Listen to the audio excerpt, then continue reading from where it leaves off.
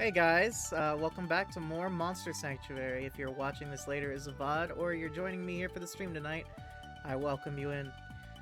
So last time, we had my buddy Andy on, and we talked a lot about a lot of things. But today, it'll just be us, at least in voice call. Maybe Andy will stop by later to hang out and text chat like he does sometimes.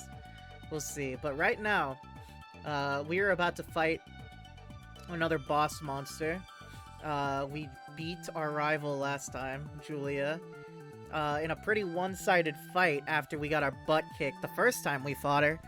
So this time, let's see if we stand a better chance against of the boss compared to fighting Julia on the first time.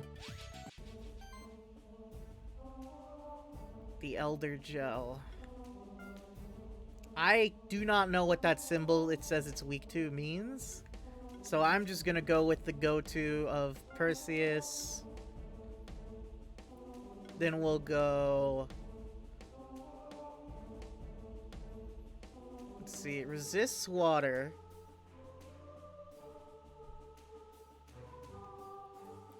Resists water, so we won't go with Tiamat.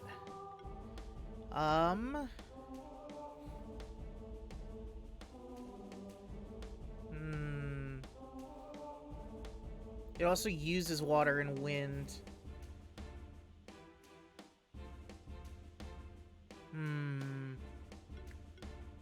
Go with Arachne and Chimera. I don't know why I said Arachne instead of Arachne. I don't know why I pronounced it that way. Anyway, time to set up the shields and all that.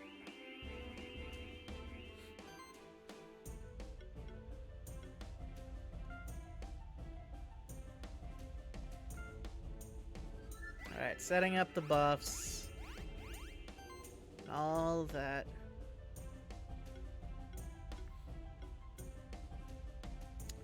Alright, let's try and get Shock off first. Alright, it's got one layer of Shock and Poison. Poison must be from an ability. And we have a Shock now, which is unfortunate. But it should be fine right now. It doesn't look like it hits that hard. Let me see something real quick.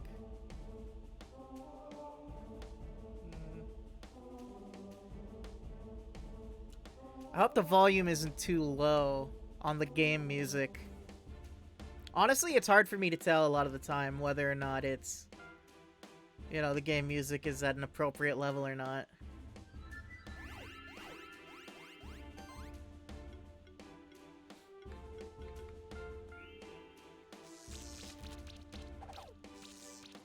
Alright, chill.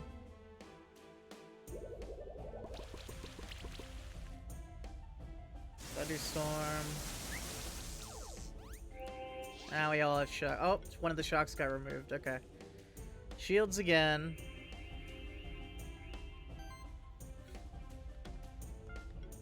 Put full utility here.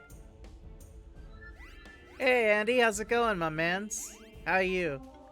Hope you're doing well. I don't think we've really talked since the last stream on Monday. Hope you're doing well. Doing fine today? Good, good. So Andy, did you go out and get it? Did you go out and get Legends Arceus that came out today? At a local retailer near you? Was gonna stream but was too tired. Understandable. That happens to me all the time, man. I feel it. I feel it. You downloaded it. I considered downloading it, but I decided I might as well buy it physical. I like owning physical media. Maybe I'm weird.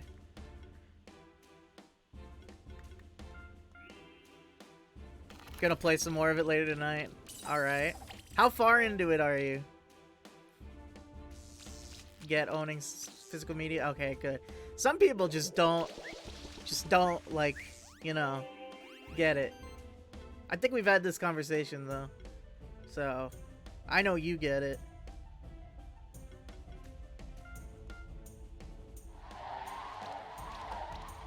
Love to just fill up a console with games that are pre-installed on it.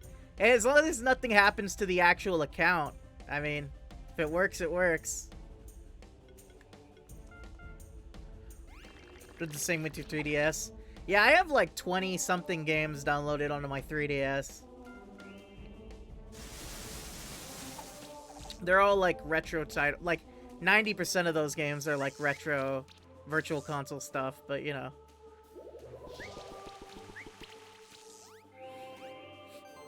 You know, speaking of missed opportunities on Game Freak's part, they really should. I don't know if you knew this, but they put the original Gen 1 and Gen 2 Pokemon games from the Game Boy and Game Boy Color onto the 3DS Virtual Console. Like, and then made them, like, compatible with Pokemon Bank so that you could, like, send up Pokemon from the OG games on your 3DS to, and then, like, forward them to future Pokemon games. And then they, like, whenever you sent them over, they adjusted their stats and gave them abilities and natures and all that. Some of them, even because of it, got moves and abilities. It's impossible to teach them otherwise, which is kind of cool. You know, real talk, you think they would have just done the same with, like, all of the retro title? Like, they would have just done the same with, like, Gen 3 and, like, all the other Game Boy side Pokemon games? Like, that's easy money. You know what I mean? Like, it's easy money to print with that. You know? I'm surprised they haven't done that. Just put that crap on Switch, bro. I'm telling you, man, that'll sell like mad. They actually did a cool promotion with that. Oh yeah, like didn't they release like a special 3DS with that? They sold them bundled with 2DS colors with that awesome semi-transparent color plastic, a lot of N64s and Game Boy Color. Yeah. And they had like a decal of Blastoise or Charizard on it, I think. See, that's cool.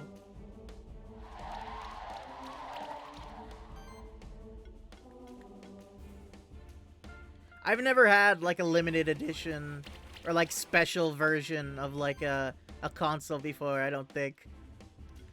My younger sister has one, despite the fact she's not really much of a gamer.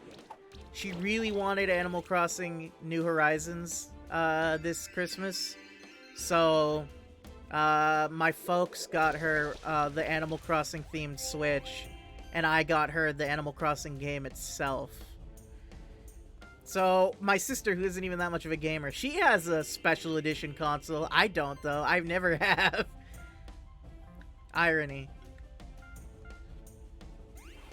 The boxes were sweet, reminiscent of the old Pokemon boxes. Yeah, I've seen them. They're really neat. I don't know. I have no reason to buy one, but, like, if I ever had to buy another 2D... If I ever had to buy a 2DS for whatever reason, I'd try and get one of those for sure. You have an SNES 3DS, and that's about it.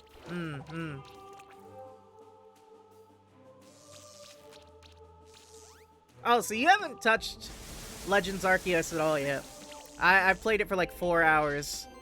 I stopped like half an hour ago to eat and set up the stream, and that's it. But other than that, I've basically been playing it all day.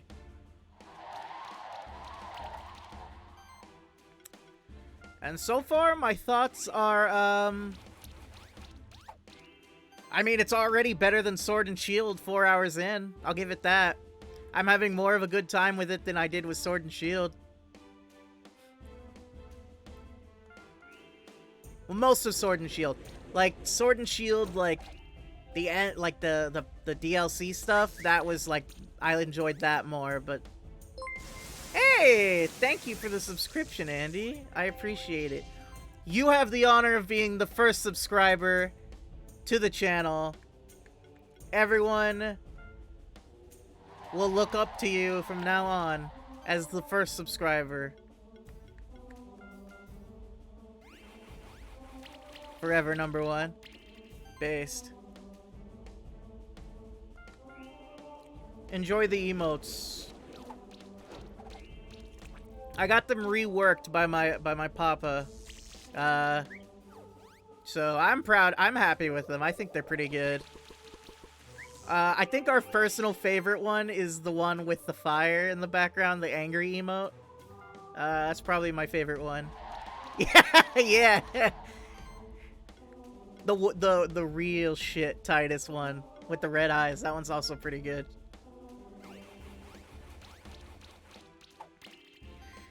Although apparently they start you off. I don't know if you've commissioned emotes yourself yet since you just hit affiliate. Congrats on that, by the way. I don't know if I've told you that not over text. Congrats on that. But yeah, they give you like a lot more spaces than I thought they did. Like I'm pretty sure I have 6 more emote spots overall that I could use if I wanted to. Maybe I'll commission them later. I don't know about right now. Still looking for someone to commission? I know Sinlasa was telling me they know someone who's really good. You could ask them for recommendation. Ask her for recommendations. She might know. Her emote artist might be up your alley. I don't know. Because her emotes are actually pretty good. I've seen her emotes. They're actually pretty freaking good. Love her emotes. Yeah, they're pretty good. Other than that, I mean, honestly, I feel like every other person who I follow on Twitter, who I'm like associates with, is you know, is doing emotes or commissions of some kind. So I mean, I feel like it'd be kind of messed up to just point out one of them and be like, go with them, especially since I haven't gone with any of them. So just take your pick of the lot. Well done, you handled that champion like a pro. Seems like that champion wasn't so tough after all. Now let's see what's in those treasure chests. There's a lot of gold in here, jackpot! This one seems to have some trinkets of sorts. Not sure what they're worth, I guess you can have them, Titus. Let's split the gold by 3. After all, we all helped to open the entrance to the treasure cave. Alright, I'll take my share. I just want you to know, I let you fight that champion, so I don't owe you anything anymore. We're square now. Dude, I saved you from certain death. Give me a break. Being a spectral keeper means more than just beating a couple champions. We'll see if you could prove yourself in the long run. It was fun, wasn't it? I love Horizon Beach. It's my favorite place in the whole sanctuary. But we can't just relax and have fun while there's trouble going on in the monster sanctuary. I left you your share in the treasure chest. But don't forget to check out the other treasure chest as well. Might be something useful for you in there. I'm sure we'll meet again soon. Bye. Well, at least Julia likes us. 2000 G and a sanctuary token. Great! We found another one of the sanctuary tokens. I think that we have all the sanctuary tokens we need now. The Oracle said that the tokens will open the path to the deepest area of the sanctuary. Sounds spooky, doesn't it? I think there was a strange door at the deepest point of Blue Caves. That must be it. Let's go there.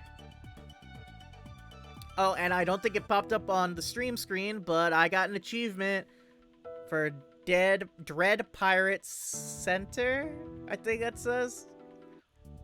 No idea. Wait, why did I go back?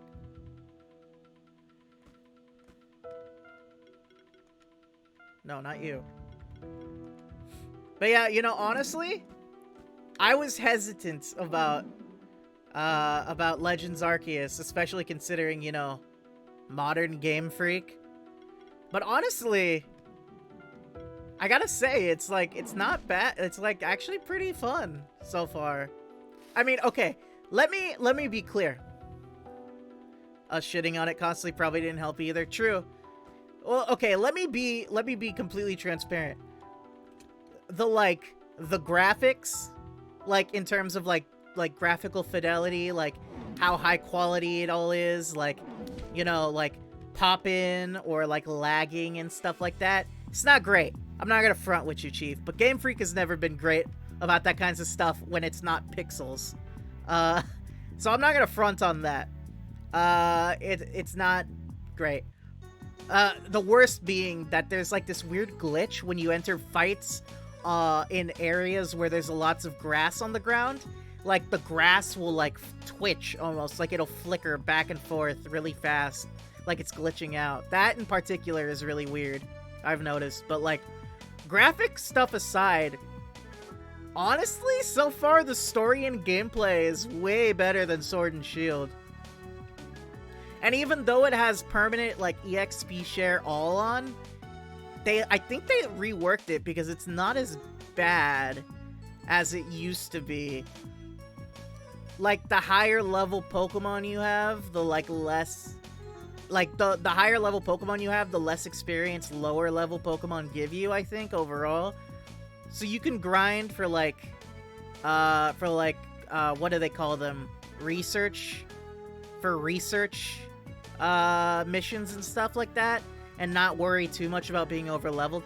Also, the game is, like, low-key not, no, actually, that's the thing. It's not that easy, honestly. Like, my Pokemon have gotten knocked out a couple of times. I've even blacked out once, because Pokemon can attack you in the wild. Like, you, the trainer. Like, they low-key kind of stepped up the difficulty a little bit. I'm kind of enjoying it. I'm not gonna front. And the story and writing itself is pretty good. Like, there's a lot of lore stuff in there. And if you're like me and you really like lore, like, oh my gosh, there's so much of it to dig into. Who's that? A human is in here? What, you think you can just barge into me shop like that? Oh, he's British. Well, alright, mate.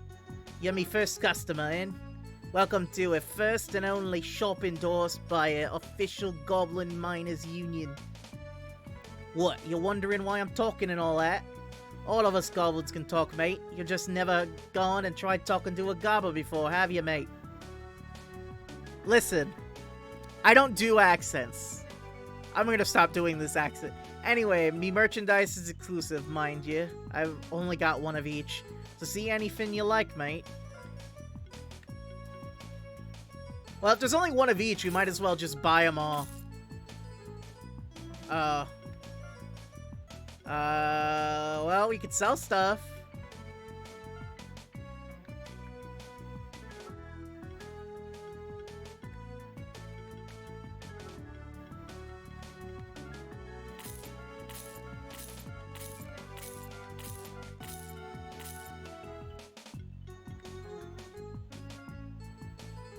A little bit more.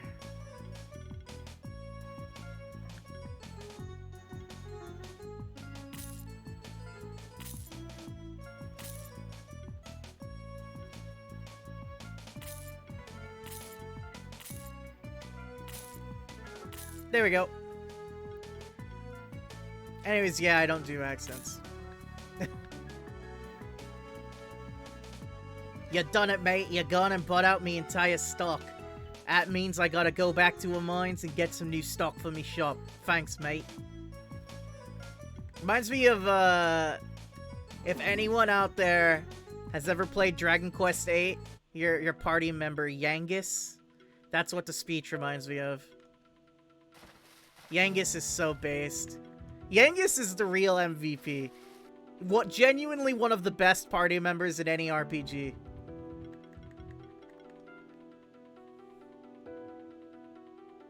Okay, so we're going back to... We're gonna go back to the workshop first foremost.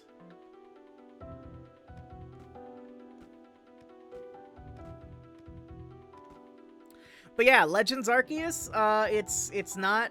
Honestly, I feel like it's a step forward in the right direction. Like, if they make the next mainline Pokemon game, but just, like, make it so that, like, all of the... But make it so that, like, the new... Like, if they made it so, what am I trying... I'm trying to do two... I'm trying to talk and play at the same time. If they, like, make the new, like, gameplay, like, normal, but then expand on it more, they work out the kinks with the graphic fidelity and all that, added more Pokemon, and added more, like, you know, like of the human element, like cities and trainer battles and all that, I think it could be really good. I think it could genuinely be one of the best Pokemons we've had in a while. Now, will they actually do that? I don't know. But I want to believe.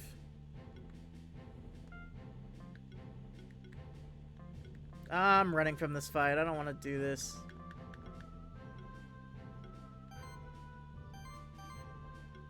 Oh, I can't run from this fight. What the heck? Step forward and many, many steps forwards.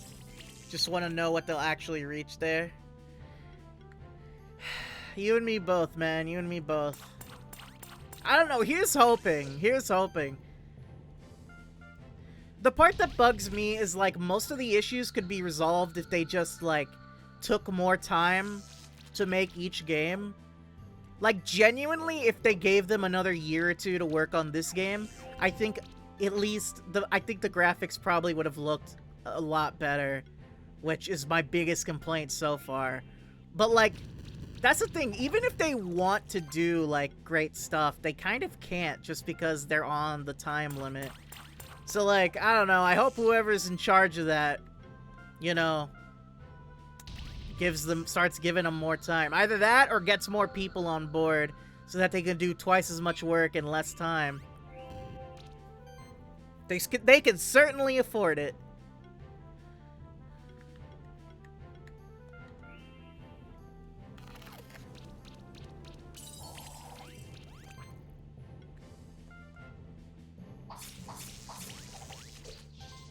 Also, they just need more people to work on side games. Like, back in the, like, Game Boy DS era, when they hired just a ton of other companies to make side games for the Pokemon franchise, they need to go back to doing that. Like, would anyone really mind if, like, we had to wait 3-ish years for like, a mainline Pokemon game again? But, like, every year, like, a pretty good side game came out in the meantime? Like, would anyone really mind that much? Do side games sell that well anyway? Honestly, I don't know much about the sales. But I know, like, in terms of actual quality, man, Game Boy to DS era, those side games were great. Pokemon Ranger, Mystery Dungeon, Puzzle League, the Pokemon Blast series is a little meh, but I mean, people like it. What's it? Conquest? Snap? Like, they could, that's just old stuff that they could make more of. You know what I mean? Like, they could, there's more to Pokemon that they could do than just, like, more MOBA stuff. Yeah, in terms of sales, I don't really know how the side games tend to do. I imagine nowhere near as good as, like, the mainline games, obviously.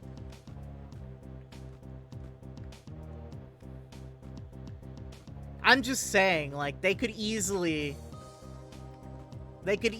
just take, like, another year or two to work on polish up the mainline games and make them even better, and still make a bajillion dollars with side games that are really good in the years off. Of course, they probably will make slightly less money because of that, so they probably won't do that. But in an ideal world, that's what they would do. Oh wait, no, I'm going the wrong way.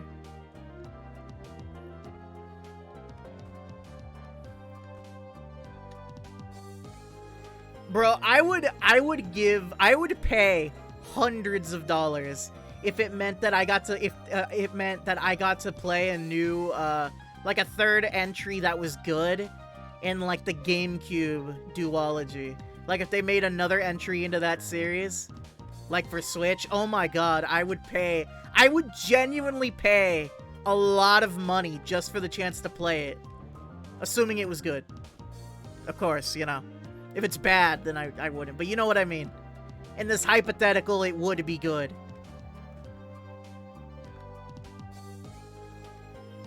Nintendo doesn't care much for their GameCube games.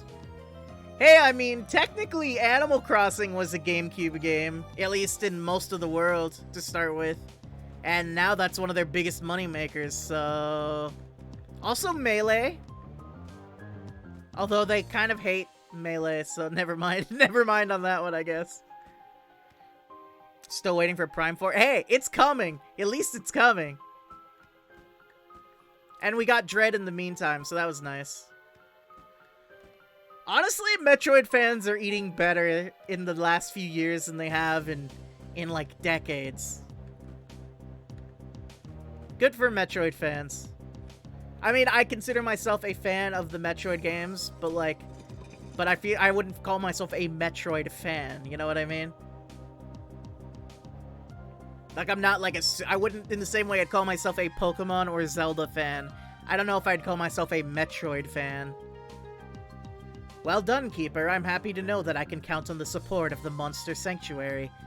You didn't find a champion monster around here yet, though, did you?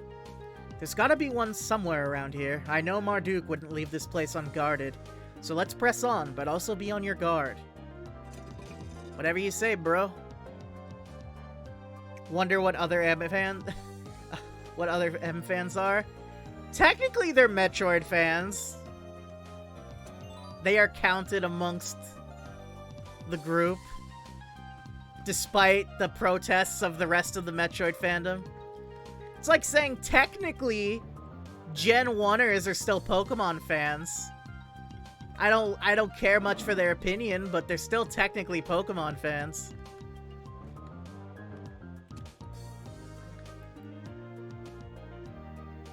They are outcasts. It's true.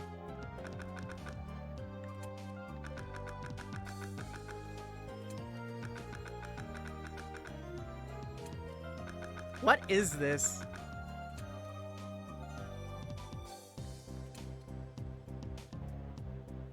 Bro, this could take forever. I think this is some kind of a puzzle?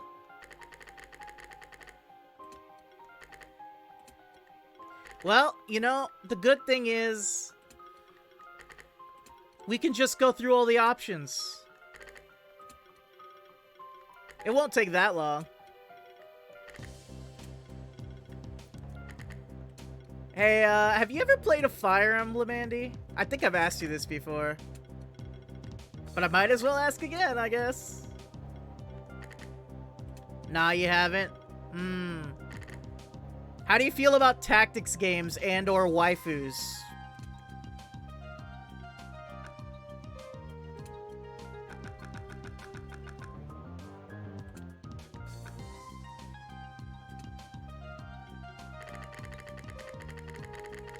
Tactics scare you? Fair enough. But there's waifus in it, and husbandos if that's your thing.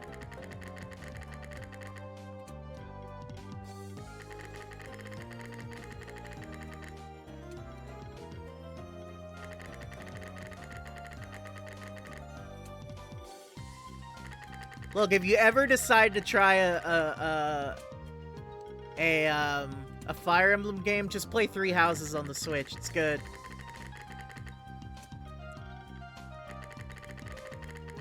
Honestly, I'm ready for them to announce the next Fire Emblem game. It's been a while. And by a while, I mean it's been like 2 to 3 years, which means I'm ready.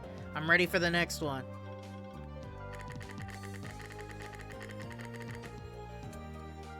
Although, Fire Emblem does has done, like, this really cool thing lately where, like, so, like, I don't know if you know this, but, like, a lot of Fire Emblem games prior to, a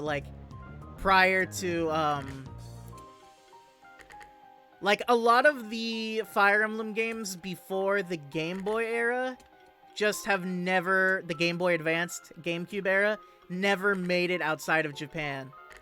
So, in the 3DS era, in between different, after a few releases on the 3DS, they decided to basically make a remake of, like, one of the old games that they never ported outside of Japan. So, like, they remade it from the ground up. That was great. They should just keep doing that.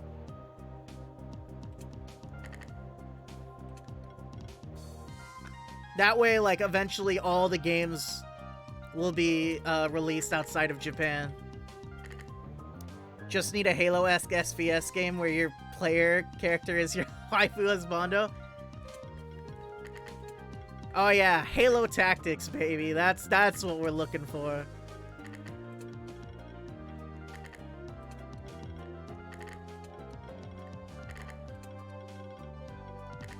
Halo Reach was pretty close.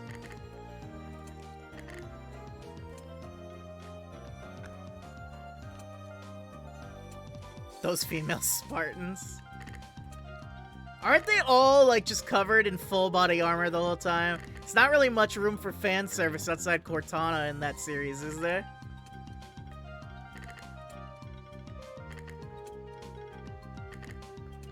You'd be shot. Really?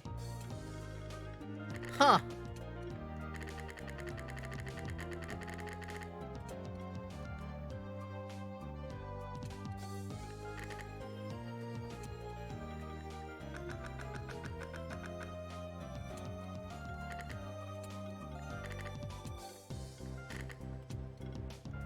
Everything except the posterior is covered by armor.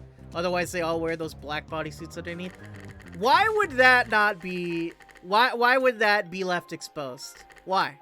There's no good reason for that.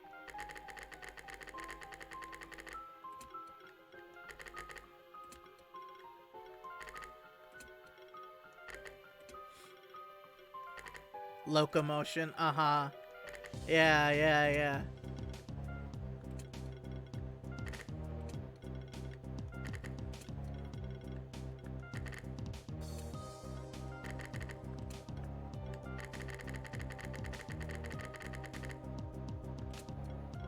Alright, we're almost halfway through this. Eventually we'll try every combination. Surely that'll unlock whatever this is locking.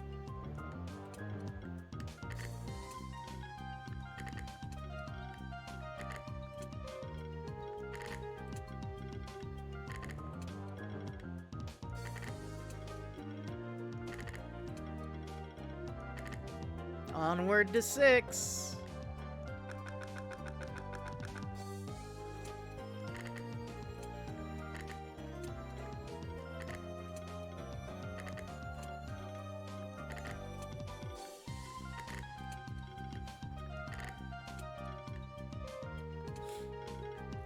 Andy, tell me about your taste in waifus.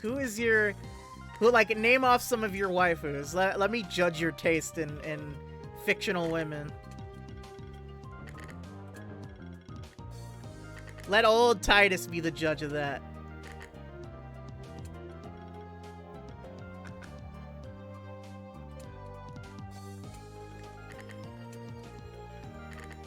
I still think it would be a funny idea for us and Burke to do a stream when we just talk about waifus. I still think that would be hilarious.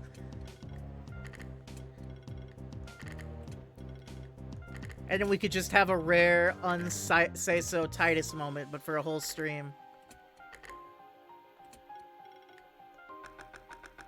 Cortana was definitely your first. Samus is up there too. I feel nothing for Cortana, but Samus, that's valid. I feel like I'd feel like it's almost a little weird if you're into women and you're not into Samus. Like, she's just such a badass. Dude, that stream would become so creepy. Bro! There's something, I don't know, there's something wrong with talking about women you're attracted to.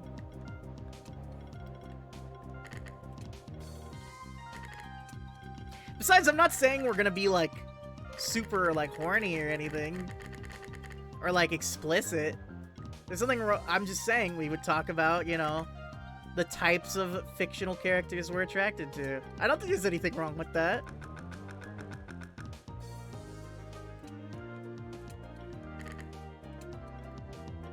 Samus with the armor on? That's not that weird. You won't, me and Burke. Bro, can you not contain yourself for just a little while? For 3 hours, you can't contain yourself?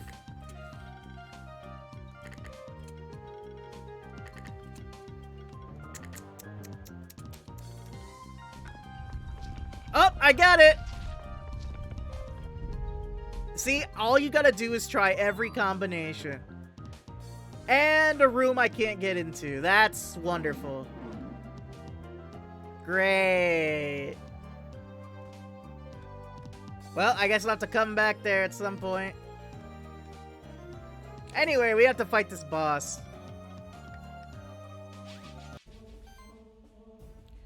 I'm trying to think of, like, a good example of my waifus. It's like some waifus I have. Mirko. I always have a trouble saying her name. Mirko from My Hero Academia, the brown bunny girl. Yeah, definitely high up there on the list. Very high up there on the list. My Hero Academia in general just has a lot of incredibly attractive women. And dudes for people into dudes. But I'm interested in the women. Alright, what are you weak to? Water and wind? Alright, we'll start with you. We'll use you, and then you. True. Yeah, I feel like there are very few, like, any character with a sizable amount of screen time that isn't, like, at least somewhat attractive. I mean, I guess some of the real side characters, like, I don't know. I can't really think of anything off the top of my head.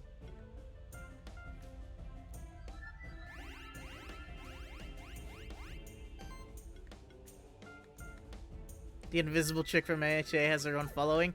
I have a friend who's really into the invisible girl from My Hero Academia.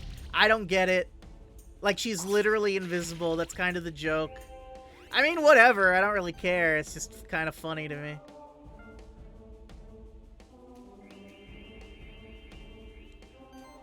What else?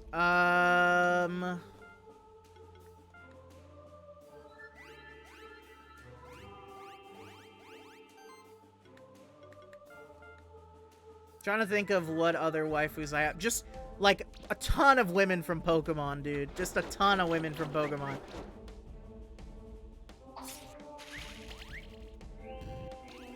Like Cynthia, Gardenia. Gardenia is the best Pokemon girl. I will hear nothing of otherwise. I will hear nothing but that. I only talk about the truth in this chat. In these streams. The descendant of Mars, or the ancestor of Mars from the new Legends Arceus game. She's also pretty attractive.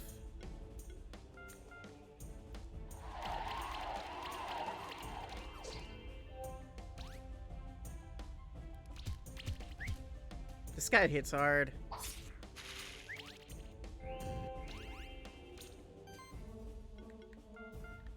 Keep shielding. What else?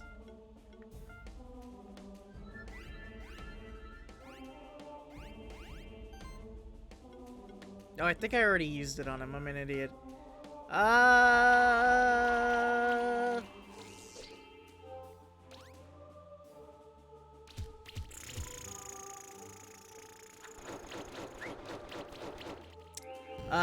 Fire Emblem Three Houses, Marianne and Hilda, both top tier. Also Shamir. Shamir is also top tier from that game.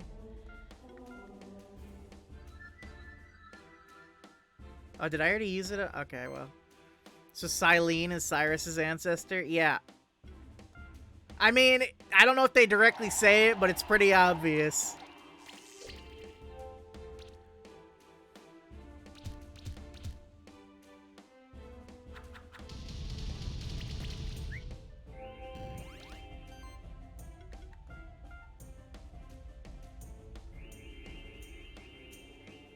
Why not just, you know, do a little strangling and end the bloodline? Listen! Technically, Cyrus didn't get away with anything in the end anyways, so what would be the point? He's already gone and dealt with, so why would it matter? As far as I'm aware, he didn't, like, kill anybody or anything, like, really bad. Like nothing that could be reversible, so... I think the worst thing he did was he blew up he blew up the lake. He might have taken out a few Magikarp. That's like maybe the worst thing he's ever done. He's created an interdimensional rip in space-time. Yeah, but only he got stuck inside of it. Everybody else is fine. Like, you know, like, if no real long-term harm was done... You know, does something that drastic really need to get done? Besides, it's like the Pokemon world, you know? They pretty, like, light about giving you a slap on the wrist when you do something bad, you know what I mean? Like, worst comes to worst, they lock you up for life, you know what I mean? Like, they don't really, like... The punishments for being a bad guy in the Pokemon universe are not very high. Outside of a very select few situations.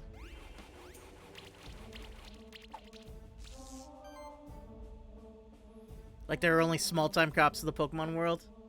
Like, there's no military. I mean, to be fair, when literal children are allowed to walk around with, like, a bunch of animals that can shoot elemental beams of energy out of their face, like, and everyone can do that, do you really need a military? Do you really need a police force? Like, at that point, you kind of just do citizen's arrest, but, like, hardcore. You know what I mean? There's no government, really. I mean, yeah, they've talked about, like, there being mayors and stuff, but, like, for the most part, the government is just the Pokemon League. Wild West vigilantism. I mean, if it works. If it works, I guess. Infernal beast from the bowels of the earth. It is as I had feared. What is the meaning of this, alchemist? We were all deceived, you see. They called Marduk a devil. How close they were to the truth. Let me explain how I came to doubt our leader, Marduk. When I learned that he had been alive for hundreds of years, I was astonished, as you'd expect. I believed that he had found the legendary Philosopher's Stone, able to postpone the human aging process. Yeah, I saw Full Metal Alchemist Brotherhood. But that may only exist in the realm of myths. Eventually, I realized I can't speak. Eventually, I realized the only way for a human to reach immortality was not through an alchemical breakthrough, but through the occult. Of course, I would never meddle with the occult myself, but in my research, I found evidence that Marduk might have done so. The fact that Marduk isn't ever letting us know more than we need to know for his purposes has tipped me off too. True academics should share their knowledge with each other, but now I'm getting sidetracked. What I mean to say is, despite my colleagues revering Marduk as the savior of alchemy, it became clear to me that he was only using us. This room, this statue, proves my findings. There is some connection between Marduk and the occult. To be more exact, a connection between Marduk and Mad Eyes. Perhaps he's not even human himself at all, or he's just a pawn in a much bigger scheme. Who knows? Alright, Andy, BRB, BRB. Is there anything else you can tell us? Not much, I'm afraid. I heard from other alchemists that Marduk is hiding in the abandoned tower, but I can't even confirm or refute that fact, to be honest. It's just hearsay. I never even met him personally. He seems to only fully trust two of the alchemists, Zosamos and Chimes. That's all I can tell you. I will keep wandering in the sanctuary to find out more.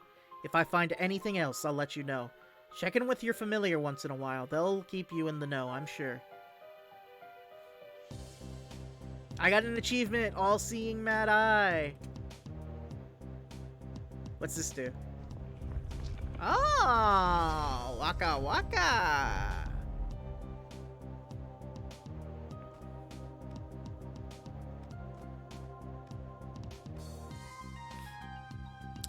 So I guess alchemy in this universe is like science, like they're going with that, because like in a lot of fictional settings, there's like they'll go with one of two things. Either alchemy is like magic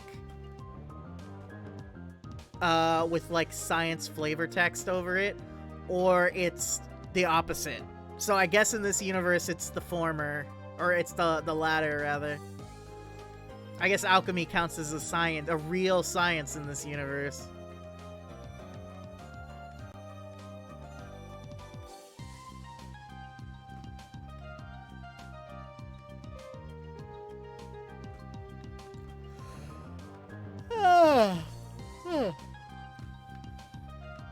Excuse me. I'm not fighting you.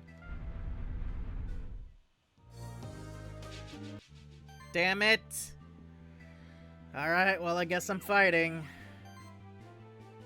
This is not the lineup I meant to do. Crap. Wait a minute. Don't I have... I thought I had an item that let me run away. Rip.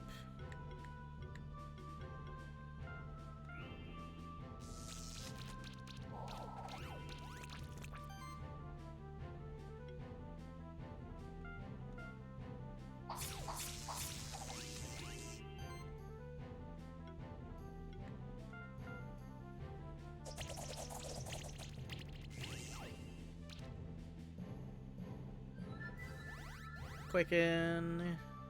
Sticky web level 2. Sticky web level 2. Well, that's annoying. And poison, of course.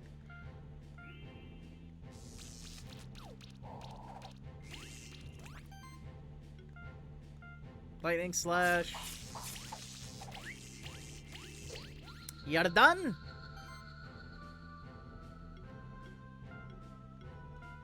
Explosion? Bruh.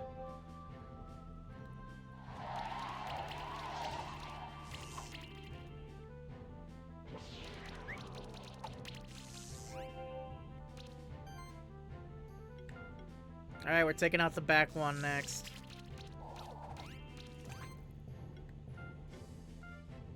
Get him out of here! Get him out of here! Wait, no, I meant to attack the other guy. Crap. Misclicked.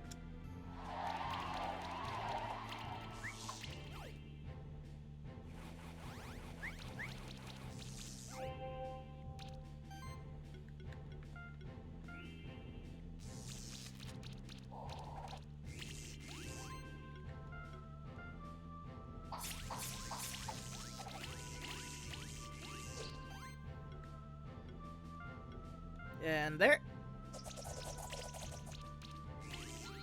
There we go. Alright, one left. My buffs!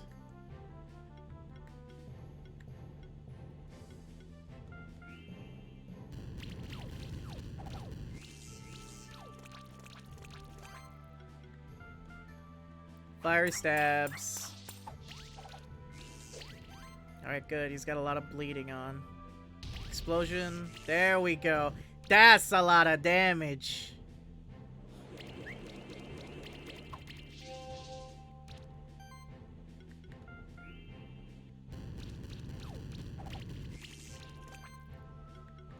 Fiery stabs. Explosion. Get out of here. Alright, good. 2 stars, though. That's unfortunate.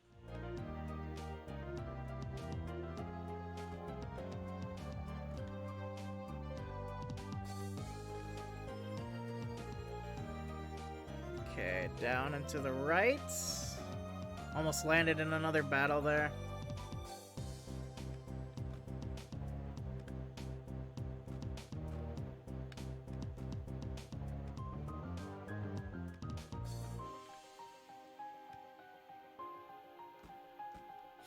Okay. Here we go. Now what's through here? Abandoned tower.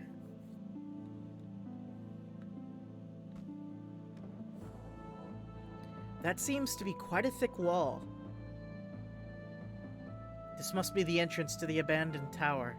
Well, what we've learned so far is that the leader of the alchemists, Marduk, is hiding somewhere in there. But to get inside, we need to find the key of power. We should keep exploring the different areas of the monster sanctuary for now. Well, I guess this is where we come back for the end of the game.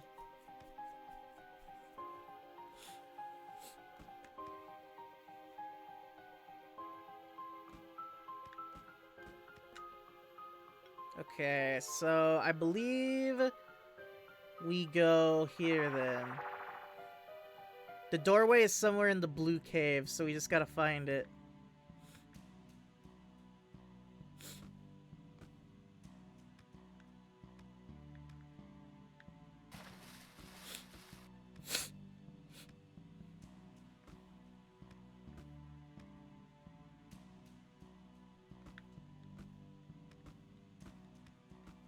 Nope, not here.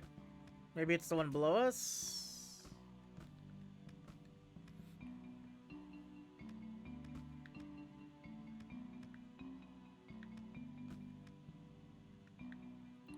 Let's find out. Yep, there it is. What a strange door. It feels a bit ominous to be standing right in front of it, doesn't it? According to what Eric told us, we need to find the key of power to unlock the abandoned tower, where Marduk is supposed to be hiding. The Frozen Oracle told us that we need to explore the lowest area of the sanctuary to find what we're seeking. So perhaps we will find the key of power in the area that lies beyond this door. We have explored Snowy Peaks, Sun Palace, Horizon Beach, and Magma Chamber, and found a sanctuary token in each of those areas. However, it seems like there's a fifth sanctuary token that's still missing. Hail, Titus. You might be surprised, but I've been keeping a close watch on your progress. Mad Eyes are quite useful monsters for surveillance purposes. I know that you've collected the 4 sanctuary tokens hidden throughout the sanctuary, so I take it you believe that the key of power is in the forbidden area behind that door. That area is closed off for a good reason. No ordinary monster keeper should ever set foot in it. I have the 5th sanctuary token, which would allow you to open that door, but I'm not sure if I can give it to you. I know that you've already risen to the rank of Keeper Knight, and I congratulate you for that. You've done the sanctuary a great service. However, you're still a relatively young keeper. Talented perhaps, but you may still lack the experience needed to explore such a dangerous area. That is why I will test your skills as a monster keeper by challenging you to a keeper duel. If you win, you shall have my sanctuary token. We've come far enough to be able to compete with Keeper Dragoon Eric. Let's take him on. Let's see if you can handle real combat. I do not have a good feeling about this. I was not ready for this.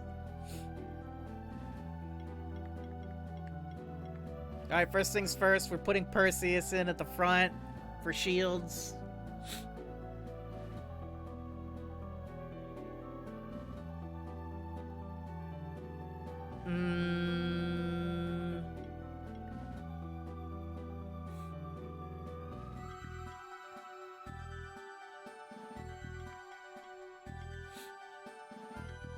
We'll try this.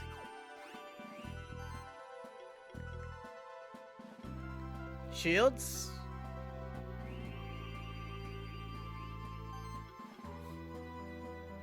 Shroud.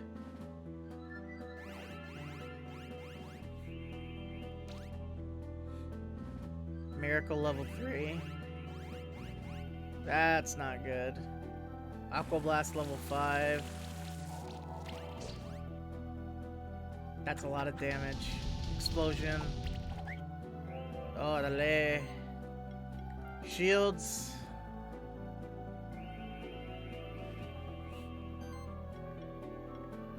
Full utility right there.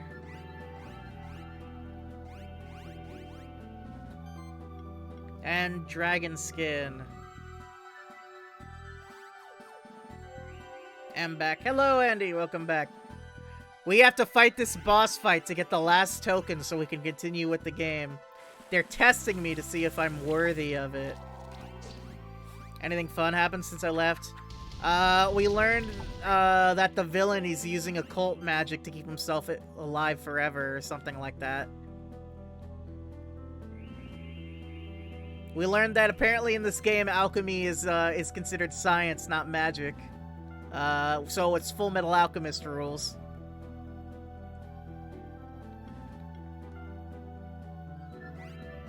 That's about it.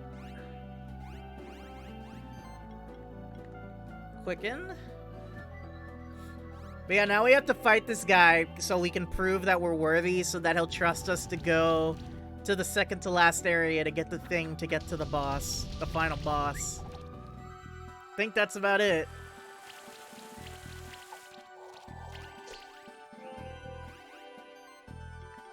More shields.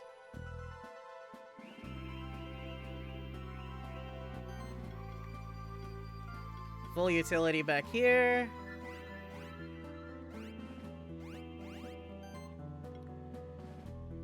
And chilling wind here.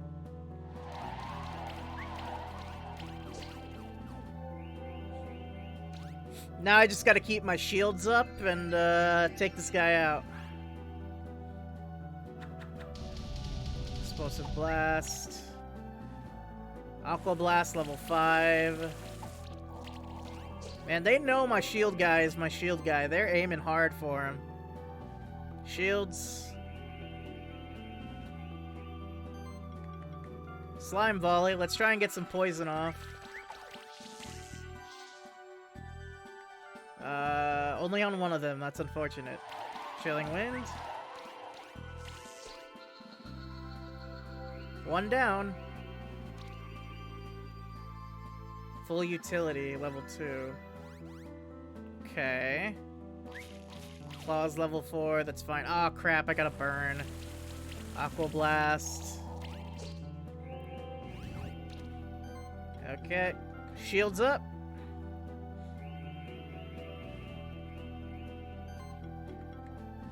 Slime Volley. Alright, now all of them have a layer of poison. Good. Chilling Wind back here.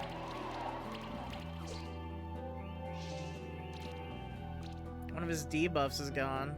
That sucks. Full utility Claws. And Aqua Blast. Oh crap, now the front one's burned too. More shields!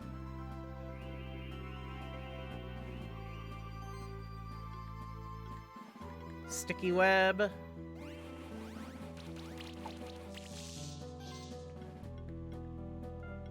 And take the one in the back out. Playing a bit of Arceus right now. The gameplay is solid. Just needs some tuning, graphics, visual-wise. That's what I'm saying! So far, at least. I haven't made it back. I'm going very slow in the game right now. But, like, I'm still in the first few, like, the second area of the game. But, yeah. So far, it's pretty good. Who did you pick for your starter, Andy? Or have you even gotten to the part where you pick a starter?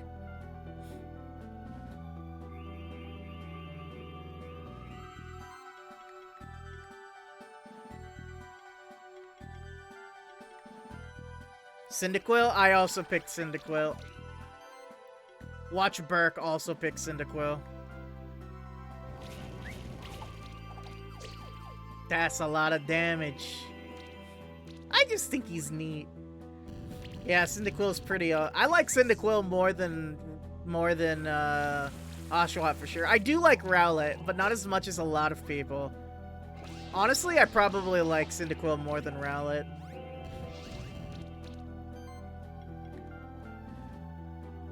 Also because you've been burned, pun intended, by the Sinnoh region with a lack of fire types.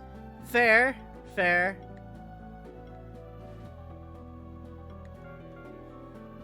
So I'm taking what I can get. I mean, there's Hisui and Growlithe. You know, that's a fire type.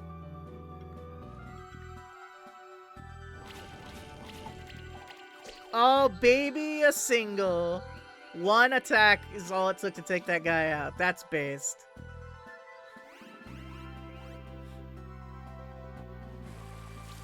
Aqua Blast. Understandable, though. I get that.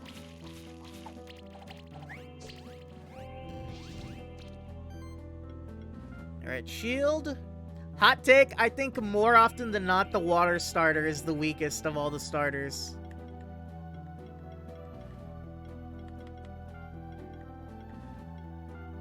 Poor Ponyta, everyone using them as a quick improvised fire type in the party. You know, sometimes you gotta make sacrifices for the greater good.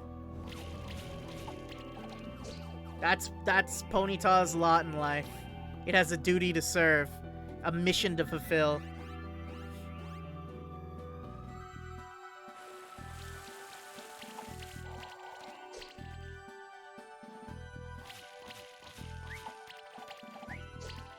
Oh my god, they took out my shielder. That is very bad. Okay. Well, we're just gonna go all in on attack then, I guess.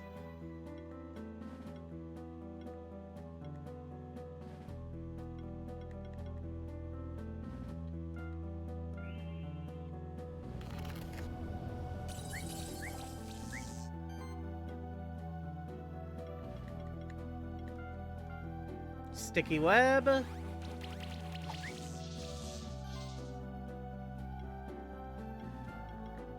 And ice claws. Get out of here.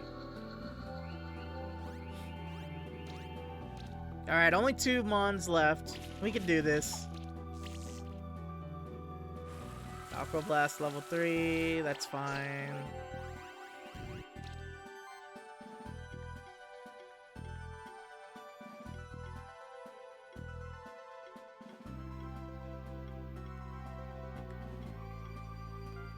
Alright, Ignite. Take out you first.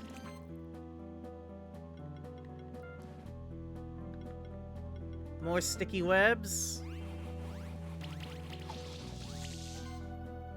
Goodbye to your buffs.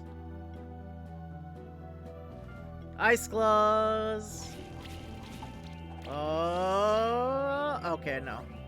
That was a lot of damage, though. Look at all that damage.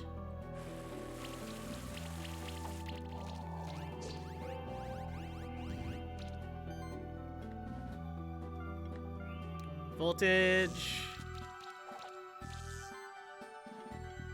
Sticky web. And ice claws to finish. Alright, we got this fight in the bag. We got this fight in the bag, for sure.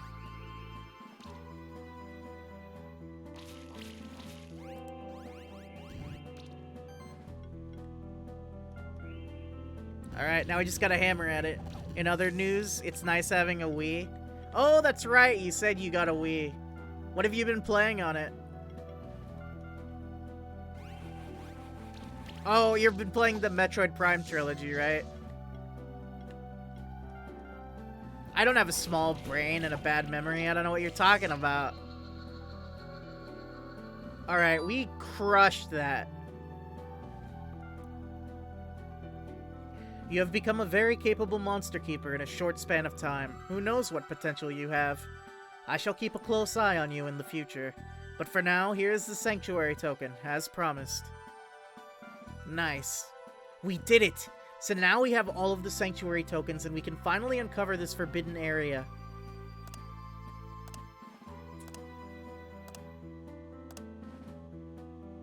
Open the secret scary door! I wish you good luck as you traverse to the forbidden area. You shouldn't need my help, so I'll follow up on a different lead. However, I'm sure that we will meet again soon. We're probably the first in at least 100 years or so to pass through this door. Let's go. That's not terrifying. Got Mario Galaxy 1 and 2, Twilight Princess, and the Metroid Prime trilogy. That's a good lineup. That's a hell of a lineup.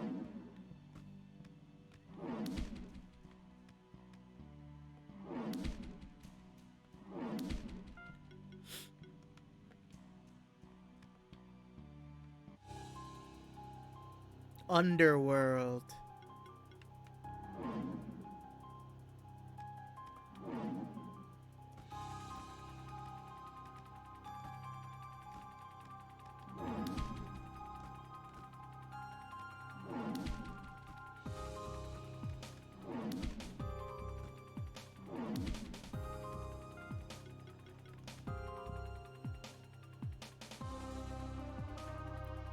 What is that?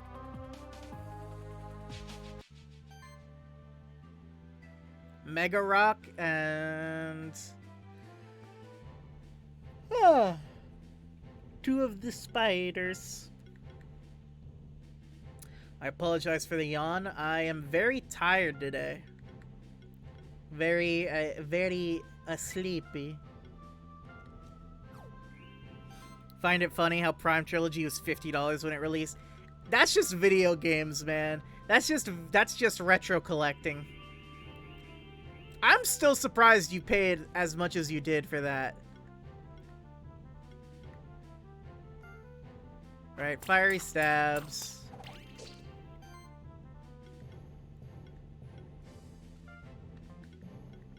Ignite. Knowing Nintendo now, they'd probably try and resell a Prime 1 port for $60 on the Switch. I mean, there are the rumors that they're remaking Metroid Prime 1, just Metroid Prime 1. And if that is true, you know they're gonna sell it for full price. Got the limited edition trilogy, nice. Tin case and everything. Oh, that's sick. All right.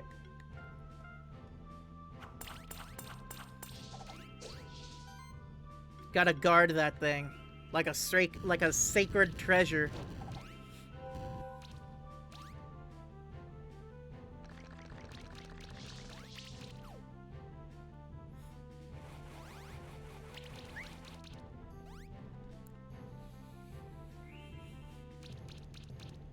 I don't own anything that rare, to be honest. I think the rarest thing I own is I own like a somewhat hard to find like Game Boy RPG made by Atlas for Game Boy Advance. That's like in the box. Like I've taken it out of the box, obviously. The box, I just mean it it still has the box. It's been taken out of the box. The box has been beaten up cuz you know, it's been like what? Probably almost 20 years at this point, but I have it. Like a dragon in his gold. Listen, collecting games is cool because then when your friends come over who are also into video games, you could just show off all the cool stuff you have and like just trade stories on like cool, like how you found games. You could just, you know, you could let friends borrow them and vice versa. Assuming they're the trustworthy kind, you know, some people you don't trust with your stuff, you know what I mean?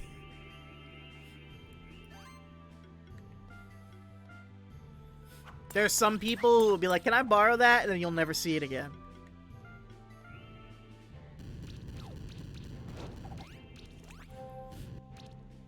Aside from that, it's not really rare, but like there's this game called Ys Origin. Oh, sorry, I'm so tired today. It's called Ys Origin. It's a prequel game to the Ys franchise, which is a franchise of like action RPGs that have been going back to like the 80s, like to old Japanese computers. Like that's how old we're talking. It still runs today, but anyway, this game is like the prequel, and it came out in 2010. But like when the Switch came out, it got ported onto the Switch, but it was only digital. But then Limited Run Games did a limited run of physical releases for the Switch of that game, and I bought one. So I believe I own one of only maybe a couple hundred, maybe a couple thousand physical copies of this game for this specific console. Because I don't think they sold it forever. I'm pretty sure they stopped selling it physically after a short while. So yeah, if that counts, I guess that. But it's not like the game itself is rare. It's just that like finding a physical copy of it for that system might be very, very rare. Not completely sure.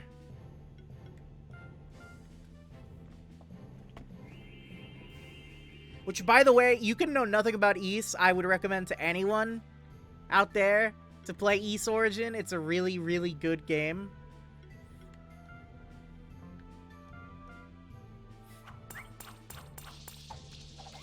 It's pretty rad. Yeah, I think it's pretty rad. It's like an old school, dungeon crawler. A dungeon crawler hack and slash shoot 'em up.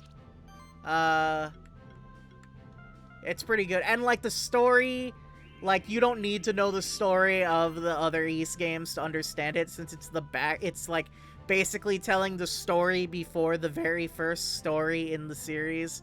So, like, it has a self-contained story. And, like, you can breeze through the campaign if you're good at it, like, in, like, 4 to 8 hours. With like 3 different playable characters you unlock after a successful run. So and each one has a different story. So if you played through all 3 of them, like you'd finish the game in like somewhere between 16 to 24 hours for like 3 runs of the game. It's not that long at all, and it's pretty good. And the music, oh my god. The East franchise has rad music, man. It's got some rad music.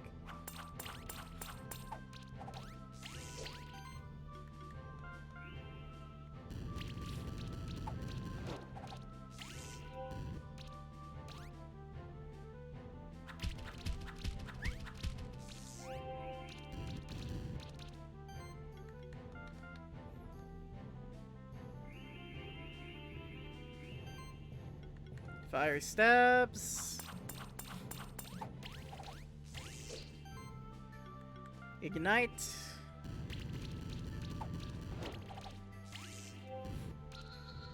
Yeah, I feel bad for all those people who are like game collectors who like collect like who like have to have complete libraries of like every game in a system's release history, like including, and they all have to be like physical and like complete too, like complete sets, like they have to have the pamphlet and the case and everything.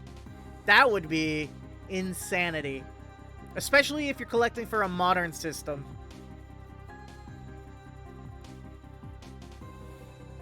Especially if you consider the fact that there are a lot of people now who will go back and make new games for old systems. Anyways, gotta grab something to eat. Yeah, man, go treat yourself. Ah, yes, the Underworld. Now I remember. I've been here before with one of your ancestors, centuries ago. It's hard to forget a place like this. Still, those distant memories are like a blur to me, so my only advice is, be careful.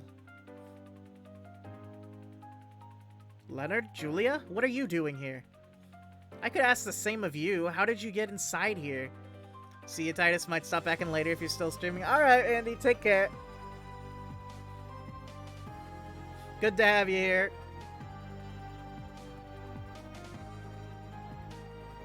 Enjoy your dinner.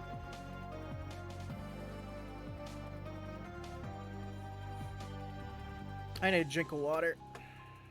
1 second.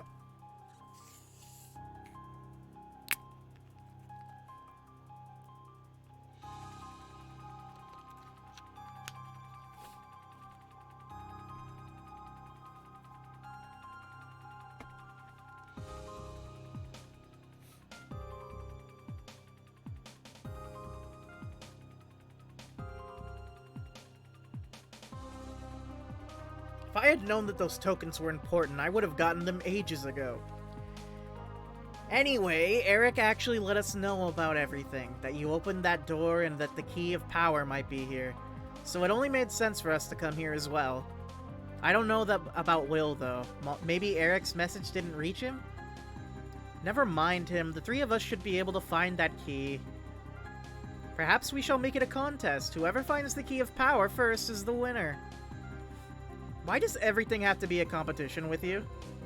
Because he can't get over the fact that Titus saved us during that treasure hunt at Horizon Beach? Nonsense. Competition is just the best way to grow as a monster keeper, that's all. Anyway, the rules of our contest should be clear, so let's not dally any longer. Well, now that they mentioned it, you kind of were the winner from our last contest at Horizon Beach, Titus. Let's see who will win this time. Seems like they're both more scared of losing to us than of our surroundings. Bravery and a keen eye shall lead us to the key of power, as well as to victory in this contest. Y'all need to get your priorities in check. We are in the literal underworld right now.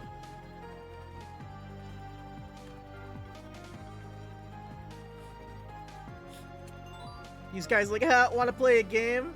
Well, we're in like literally the middle of the underworld where you go when you die. Never know if we might come back or not after this. Like, why are these people so lackadaisical about this? Those are some weird looking pigs.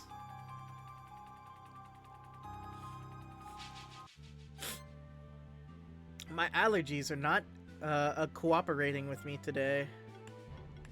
Alright.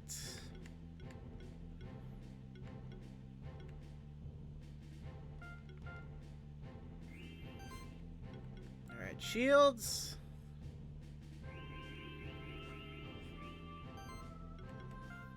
gonna do fiery stabs.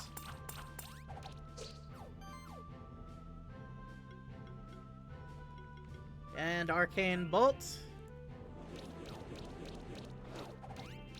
Yeah, we're gonna aim for the first pig first. And it's burned, and it's got bleed. Well, it did. Spore? How's this thing learn spore? It's a pig! It's not a plant! Shields. Let's do lightning slash.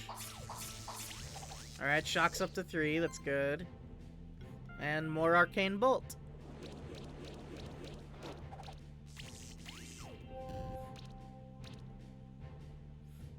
Spore. Spore. That's not good. Lightning punches. Oh, that's not that bad. Keep up the shields. Alright, then more fiery stabs.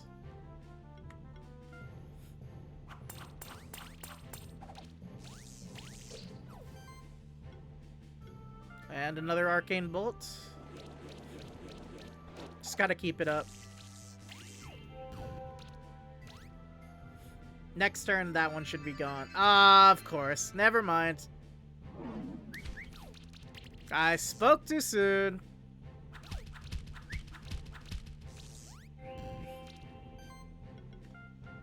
Shields. Okay. Fiery stab. Okay, 3 bleed. Good. Arcane bolt.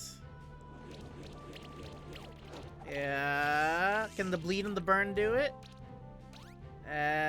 No. Dang it.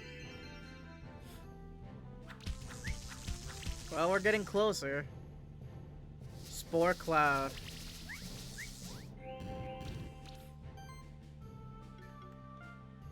More shields. Can never have too many shields.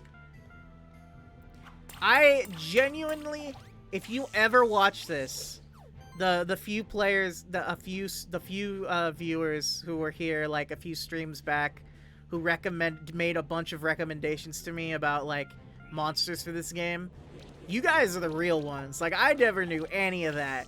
Like, I would not have picked up this shielding monster if it wasn't for you guys, and God knows how long it would have taken me to make it as far as I have without it.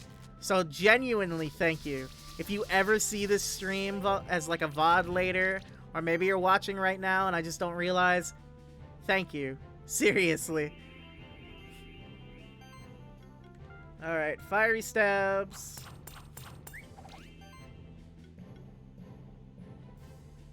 Ignite. Hey, it's got the burn. Okay. That's a lot of damage.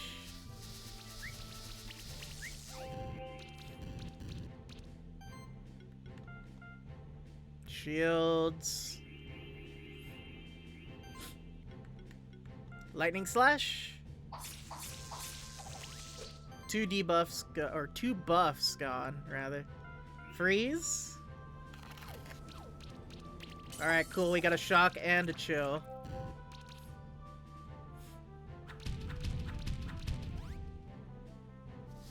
Spore cloud. More shields.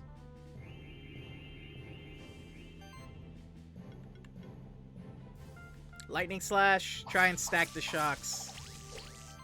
No, but it got a bleed on 2 of them, actually. Voltage level 2. Hey, another shock. Shot? Another shock. Punch combo level 3. Okay, good. 2 of those missed. Spore cloud level 2.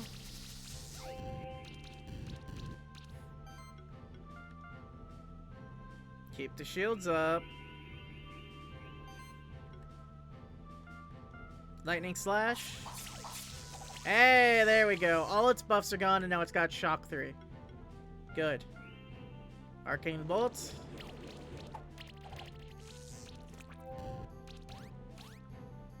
Oh, he's almost there. Of course. Never mind. Only I'm allowed to heal. No. Okay. Fiery stabs. Yeah, get the bleed up. Okay.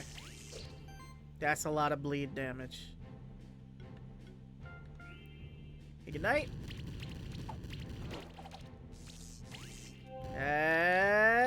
There we go. Alright, only one left.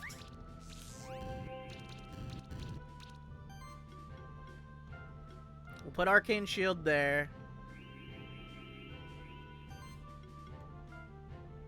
Fiery Stabs. No burn. Let's try to ignite to get the burn on.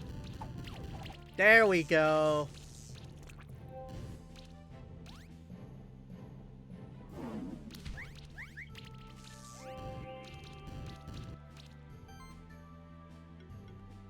Keep up the shields. Let's see.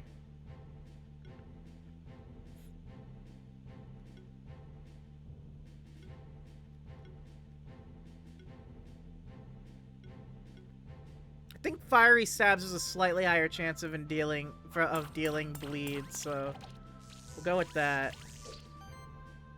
Yeah, there we go. Arcane Bolt.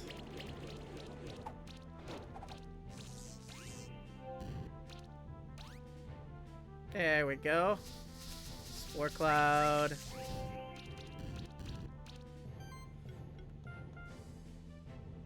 Nope, top it off.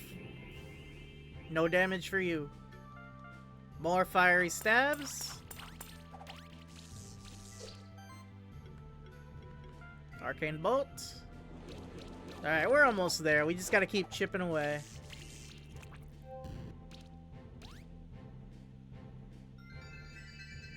Life Wave.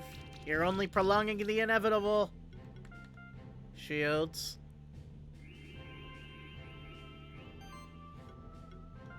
Fiery Stabs. Arcane Bolt. Oh, now you're poisoned too. There we go. 4 stars. Mockus Egg. I think that's one of those pigs.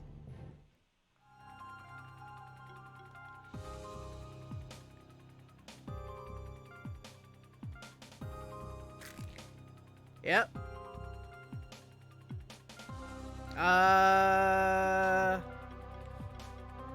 I can't really think of a pig from mythology. Huh.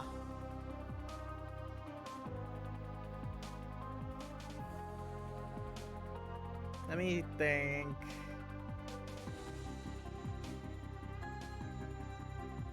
Let me think.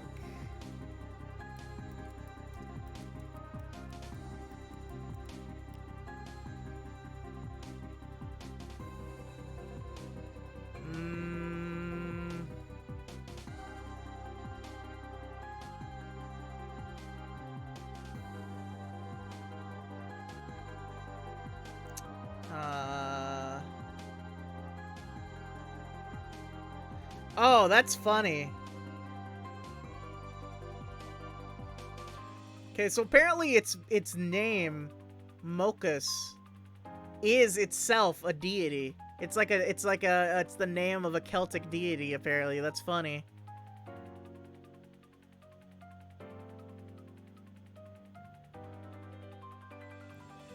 Let's see.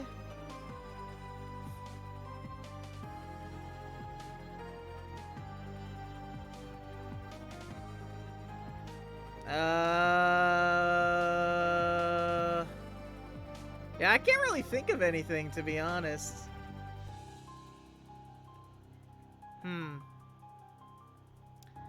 I think we're just gonna call it...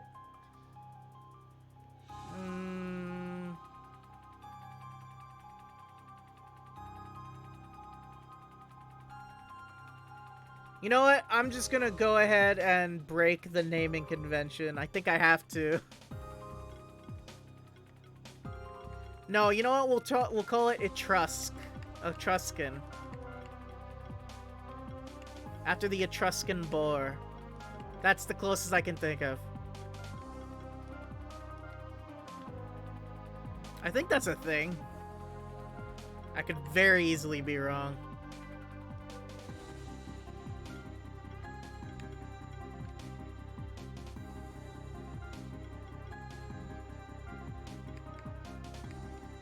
There we go. Anyway. Oh, I should probably spend the skill points my guys have accumulated, shouldn't I? Okay.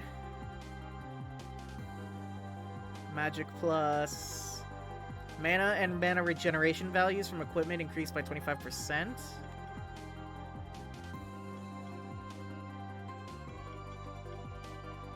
Every attack triggers an additional hit equal to 35% of magic value.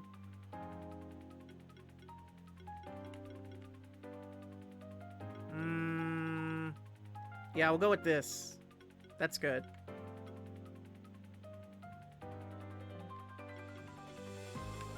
On Perseus. When attacking an enemy, generate a shield equal to 15% of max mana for each hit. Preemptive shield at the start of combat. Apply a shield equal to 75% of this monster's defense value to the whole party. Okay, that's pretty good. On Ares.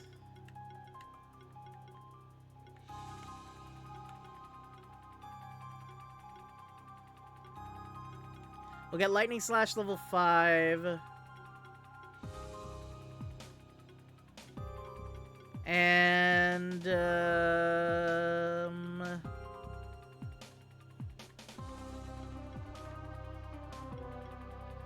we'll get Fiery Stabs level 5. We'll get the Healing Hand level 2 next. On Zeus. Let's get the Sure Strike.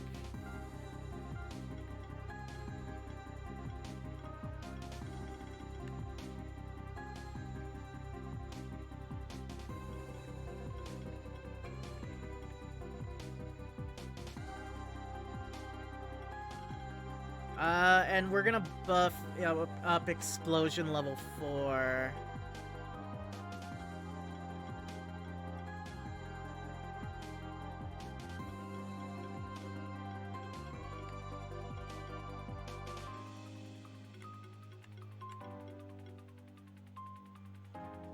Okay, on Arachne.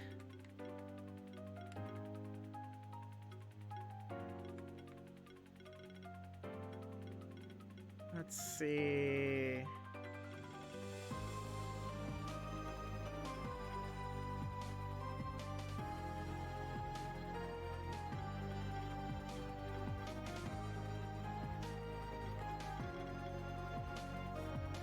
We'll get that.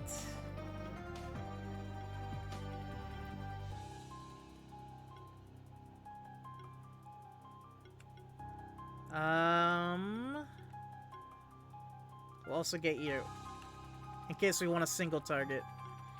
And Tiamat.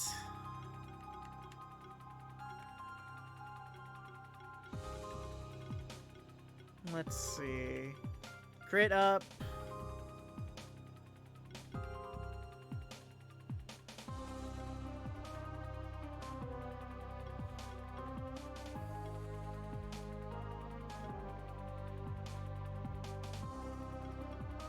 Dragon Skin level 3.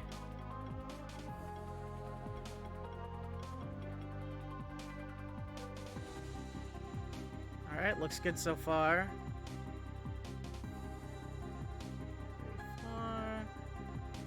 I'm just trying to calculate this really quick. Let's see. 4,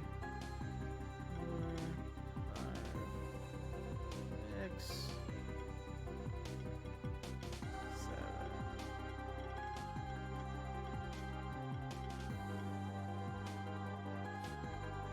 Okay.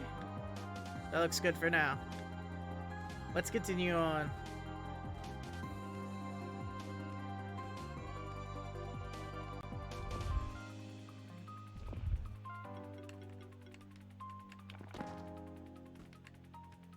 Why won't you stay there? Why won't you work?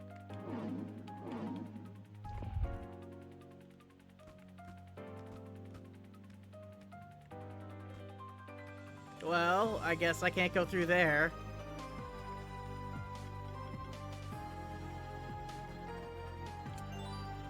Banana.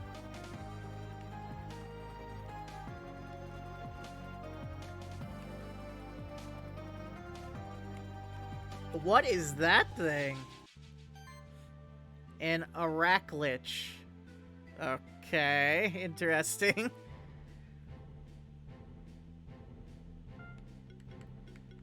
Alright, we're gonna go with this lineup.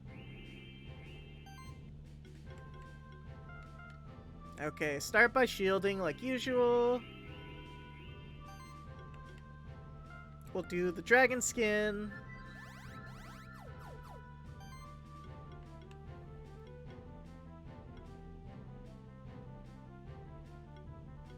And we'll do Thunderstorm. Try and get some shock on them. Only on one of them, unfortunately. Spore level 5.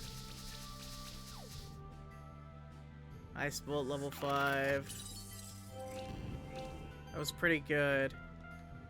More shields. Okay. And Quicken.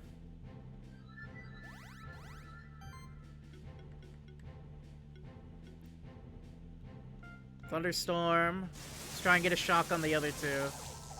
No, but I got a burn on the other two. Well, I got a burn and 2 shocks, so that's pretty good, actually. Life weight. Why are you restoring your health already? Tackle level 5. Poison Bomb level 5. 1 poison, that's not good. Keep the shields up. Okay. Chilling Winds here.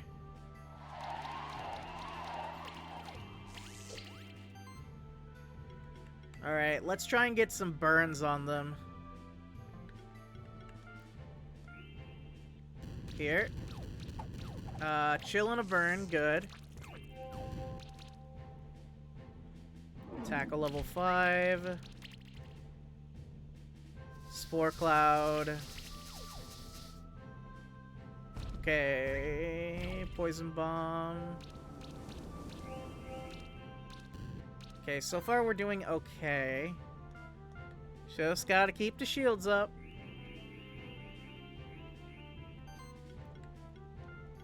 More Chilling Wind.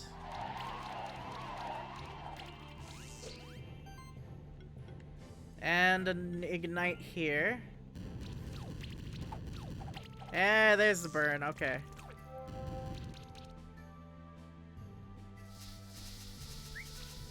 Spore level 3. Tackle level 3. Ice Bolt level 2.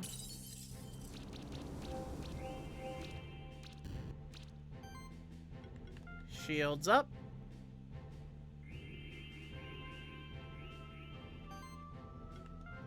And Chilling Wind here. Hey, there we go. That one's done. And we're going to use Freeze back here to try and get a chill on it, because I don't believe it has a chill. Well, now it does, but it didn't. It didn't before now. Life Wave. Spore level 3.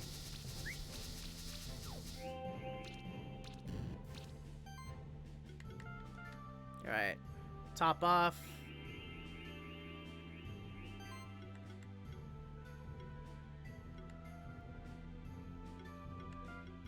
We'll take out the one in the back first. If for no other reason than it healed first, I think. Which means I want it gone first. Arcane Bolt.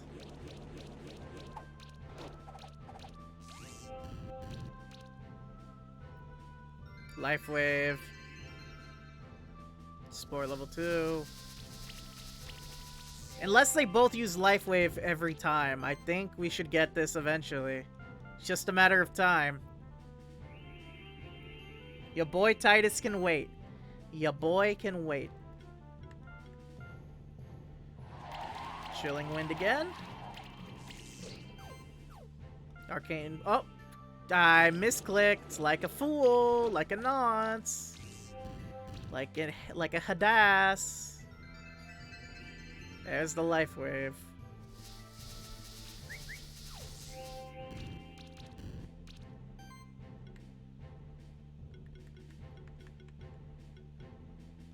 I'd say I'd try and do some damage, but the shielder really just does not do much damage whatsoever. An attacker, Perseus is not. But that's okay. Arcane Bolt. And its effects should take it out. Yep, there we go. Just one left.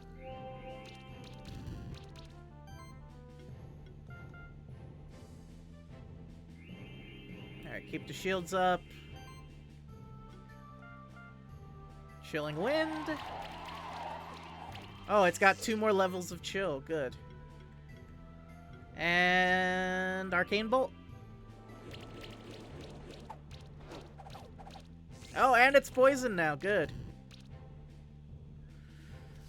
Only in a game you would say that. You would never go see an animal that got poisoned and think, "Oh, great, good." At least I would hope not. Well, then again, I guess that's kind of how they get rid of pests in your house, huh?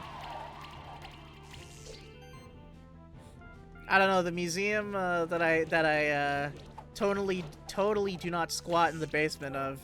They have pretty good pest control, so I never have to worry about that myself.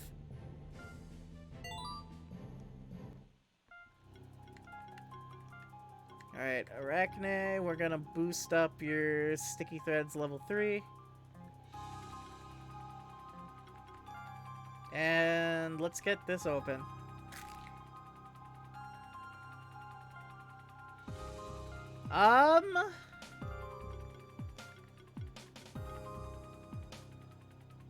What do I even call you?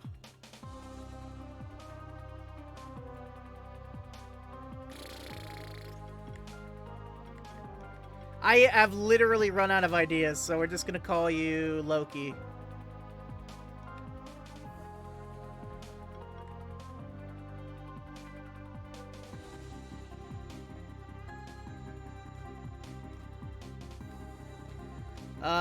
Let's go left first.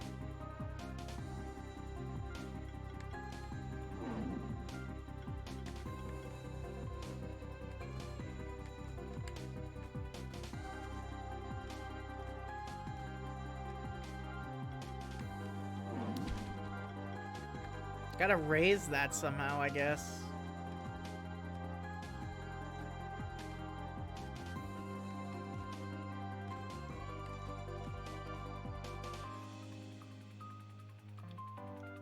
Key required. So I can't go that way. Can't go this way because that's blocked. Alright, we'll go up next. Because I have a feeling the way we want to go is all the way down.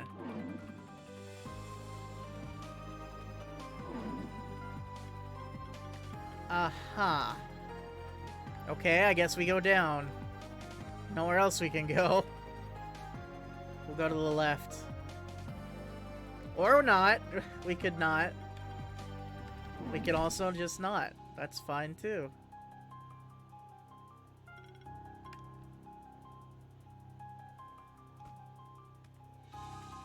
To the right.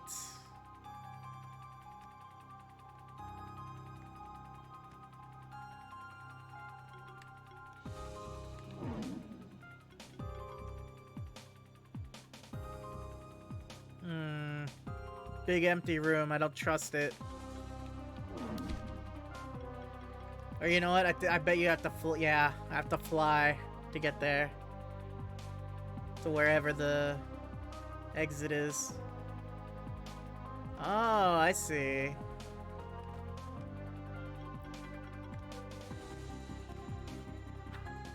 There we go.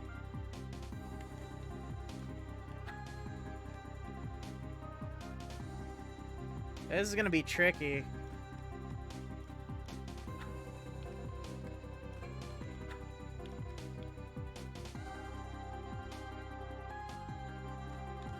Let me see something. Okay, so if I fall, I can only jump once. So falling counts as one of my 2 jumps.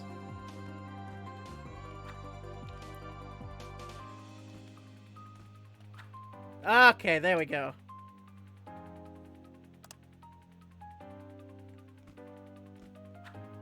Hey!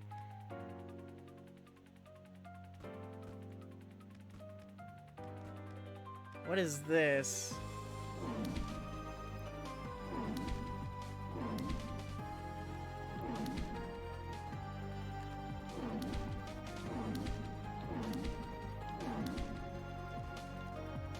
Ah, I see, I see.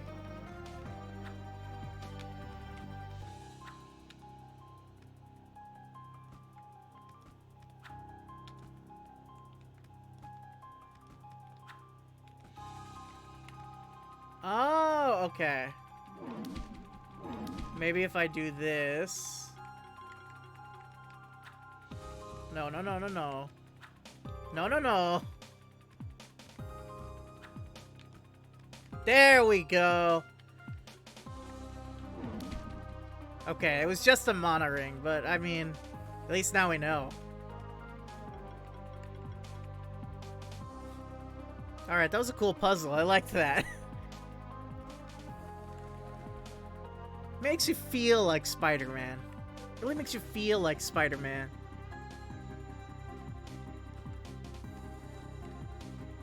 Speaking of... Underworld key, baby! Wait, what do you do? Pulls player to... Okay, it does the same thing. I'm gonna end up having to fight these guys, aren't I? Oh, nope. I got around them. Nice. Okay.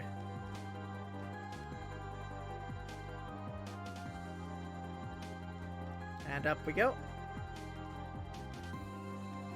I believe the key was to be used up here. To the right, at the top. Yep. Okay, treasure chest. 1000 G. And that raised up.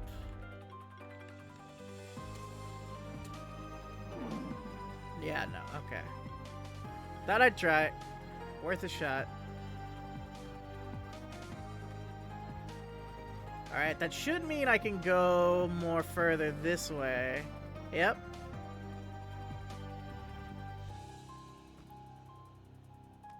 Okay. Whoop.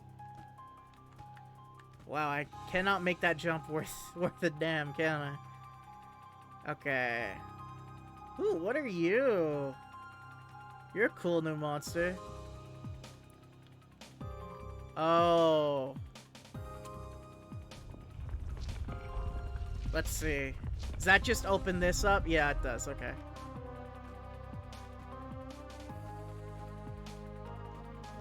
Before I do that, I want to see what's up here.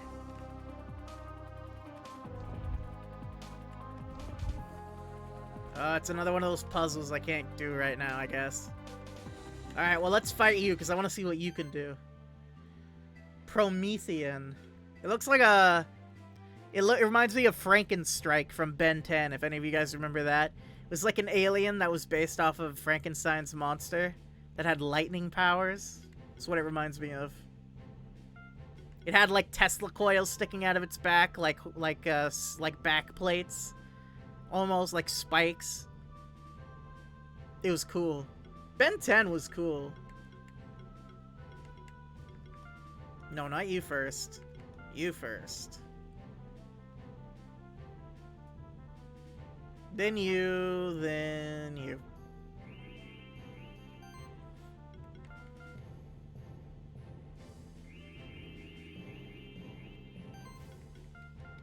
Dragon skin. Let's try and get them all shocked, shall we? Okay, good. That was easy. Full offense. Spore Cloud. Poison Bomb. And we're poisoned on 2. That's not good. Well, keep up the shields, I guess. As if we ever do anything else with Perseus. Quicken. And, we'll try and, freeze them now. Alright, cool, we got a freeze on all of them. A double freeze on the one on the back.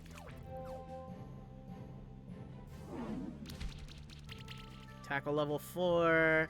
Lightning Punch is level 3. And a Shock. Poison Bomb level 4. A Chill and a Poison. Do not like that. More shields, please. Alright, Chilling Wind in the back. I want to get rid of that guy in the back first. We'll go ahead and use Ignite. Try and get a burn. Yeah, and an armor break. Alright, that guy's going down fast. If not this turn, then next for sure.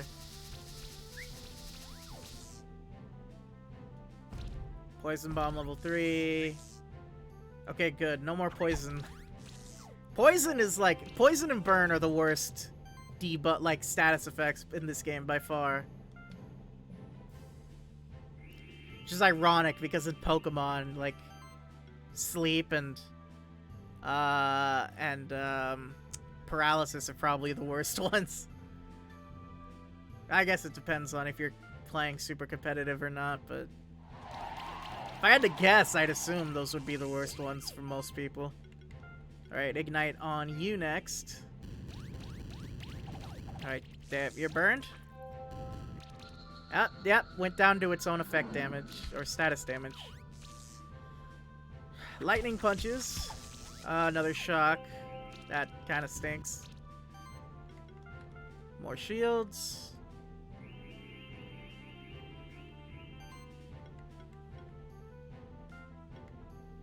Chilling Winds. The guy in the back is closer to going down, so we'll leave him be for now. Try and get a burn off on that. Yep. Alright. Now we can just pound away at them until they're gone. That felt good. When all the hits miss for the opponent's attack, that feels good. Shields.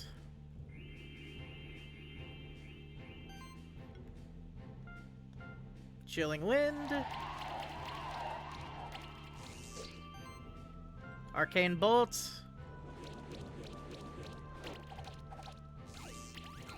Alright, let's see. Will it go down to its status damage? No. Just barely, though. Next attack is definitely doing it in. Well, second to next attack, I guess. Take it out with Ice Claws. There we go. Can I have its egg, please? Nope. Well, that's unfortunate.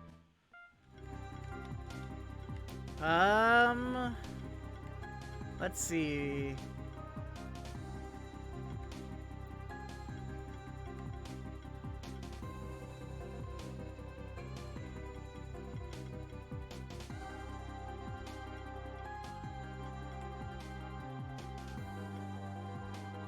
We'll do Thunderstorm level 2.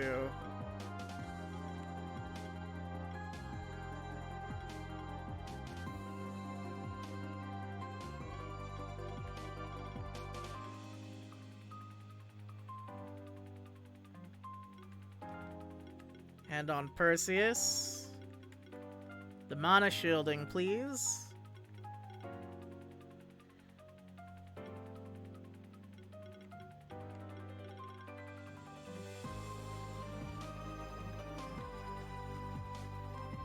And up we go. Oh, right. We can't go any further that way. Okay, well, Oh wait, no, where am I going? The lever up here is what we're looking for now. Let's put it down first. See what that leads us to.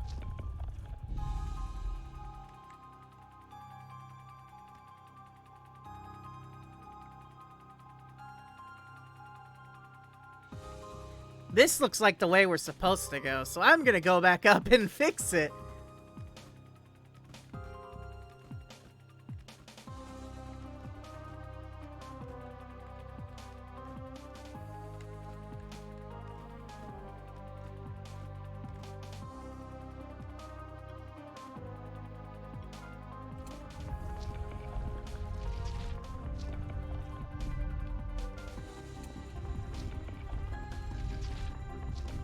Alright, let's see what that does.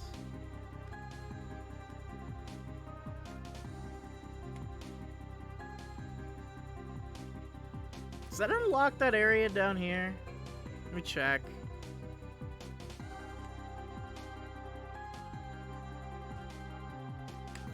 No. Wait, no, I don't want to fight you. I don't want to fight you!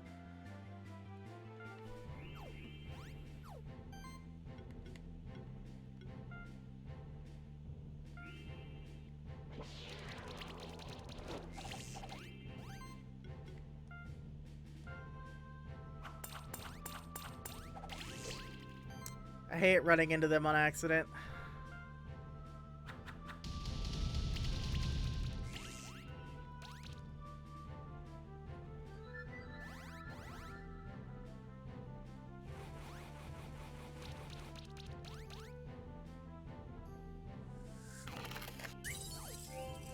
Yeah, I got no strategy. I'm just oonga boongaing it.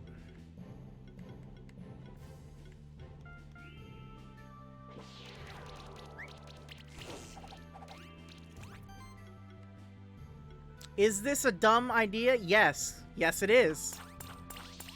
But I'm doing it anyway.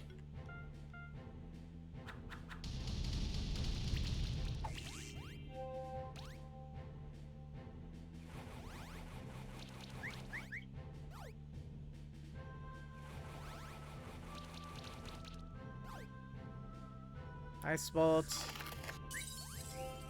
Heh, it missed.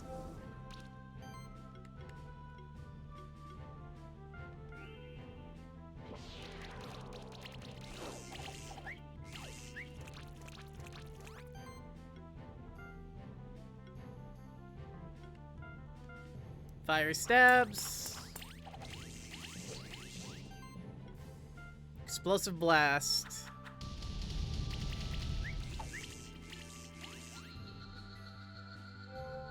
You know, we're doing pretty well considering I'm not trying, like, to strategize at all. Slime shot, level 4. Hey, poison didn't go up. Good.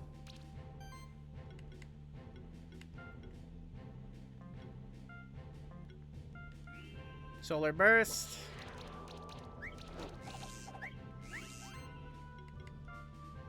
Fire stabs.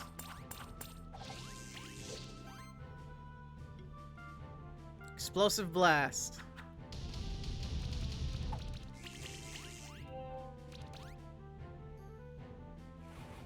Sticky web. Poison bomb. That's fine. Poison I don't appreciate though. Solar burst.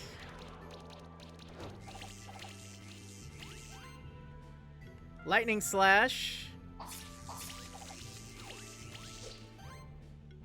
Explosive blast.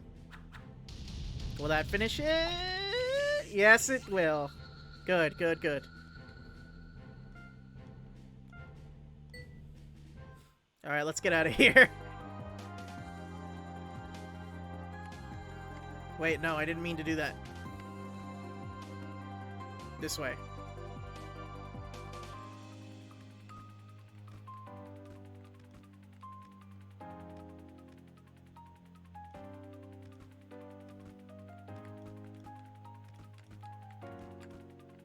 Okay, let's go up. Let's mess with that lever some more.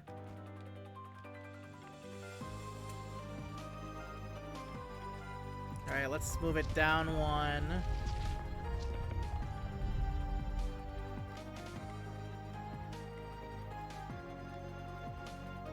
That did nothing.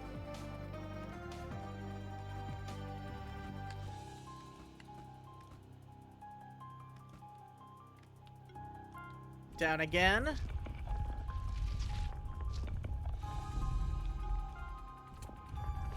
Oh, it can go down 4 times. Okay. Okay, there we go. Skill potion.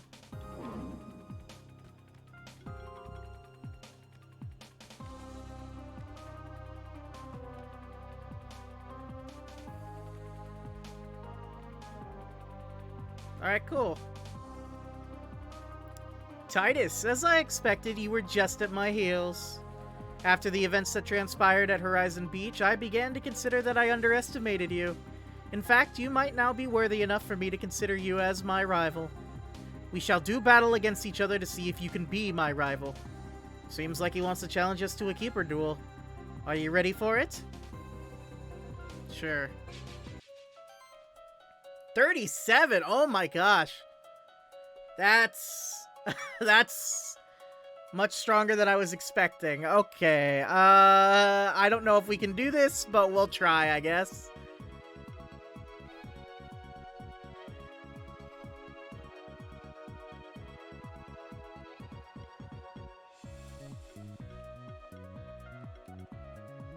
Alright, we'll go with the usual setup for damage. Output maximizing. Dragon skin. And the weakness, good. Lifeline. Earthquakes. That's not good. Flurry of blows. Shields. Quicken.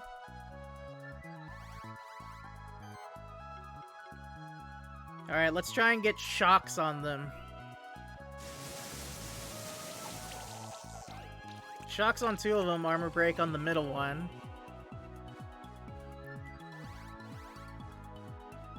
Earthquake. Flurry of blows. This is fine. If this is the damage output they're giving us, that's manageable. It's perfectly manageable.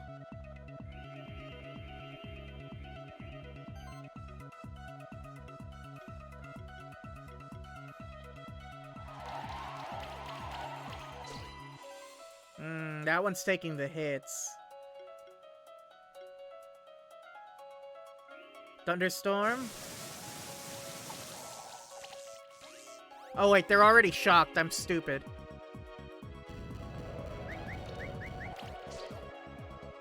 Oh, burn 2. That's bad.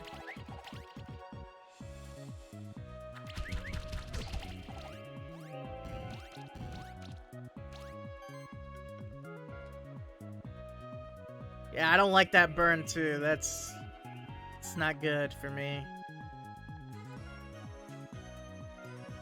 Chilling wind. Well, that one's chilled. By 3. Chill here. Or freeze, level 2. And we got 2 chill levels, good. And a burn. Nice.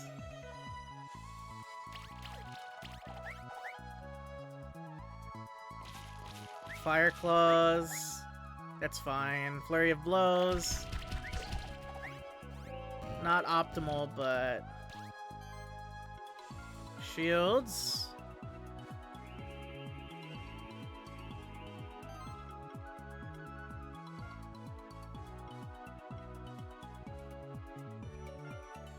Chilling wind here. There we go. Now it's got some chill on it. And we'll do ignite here to get a burn on it. Glad to see I'm still alive. Yeah! We weren't gone that long. We're fighting our rival, the cocky guy. Because he's like, oh, maybe you're good enough to be my rival. I'll fight you when we're in the literal underworld. This dude is actually like, I know we're literally in the underworld right now, but let's have a competition to see who's better than the other. Like, dude, we are literally in the underworld. Are you insane? Sounds like a Pokemon rival. A good Pokemon rival. Hot take. 9 out of 10 times, the best written rivals in Pokemon are the ones who are kind of jerks. Or at least the ones that aren't, like, super buddy-buddy, like, really, really nice. You know, they gotta have a little bit of edge to... Not, like, edgy, but, like, they have to have, like, more than just being like, oh, man, you're such a friend. I'm your friend. We're good friends. Friend, happiness, friend. Like, that's boring. What you got against Gen 4, 5? No, Gen 4 and 5 are fine. I'm mostly talking about, like, Gen 6 and 7. The rivals from Gen 6 and 7 are not good. Except Gladion. Gladion from Gen 7 was good. What? Oh, it was... Okay. I was like, you can't be serious, right?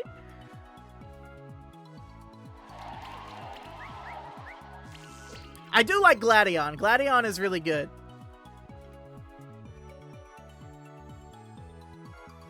Alright, let's give the bear... Let's give the mole bear thing a burn. Because your rivals in 4 and 5 are all wholesome friends, buddies. Yeah. Dude, N, the most wholesome. The most wholesome of friends, totally. Gladion fills the brooding emo boy niche. Exactly. Alright, shield.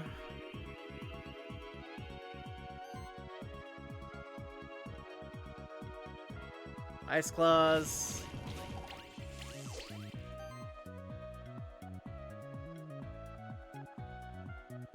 Solar Burst.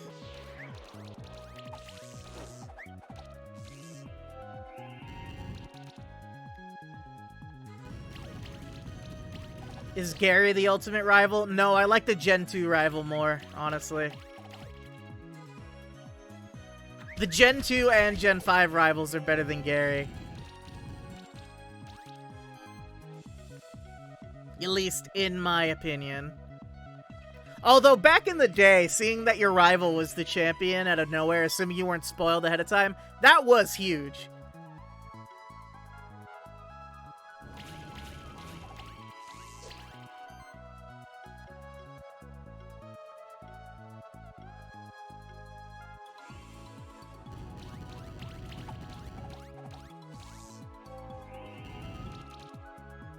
Man, these guys heal for a lot. It's gonna take a lot to take these guys out. Oh god, oh god, oh god. Go get him, dude. Hey, Burke, how's it going, man?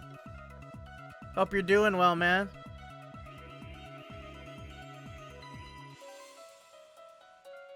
Ice Claws.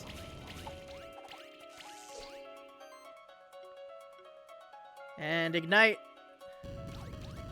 And he's poisoned. Let's go. About to suffer through the I don't know if I can say that word on Twitch route of Undertale. Good luck. Good luck, friend. That sounds, from what I understand of Undertale, that sounds rough.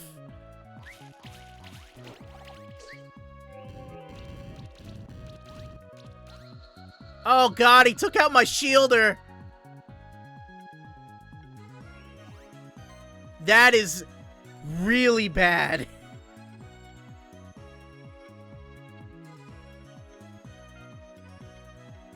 I hate that I can't revive guys in the back row. Stinks.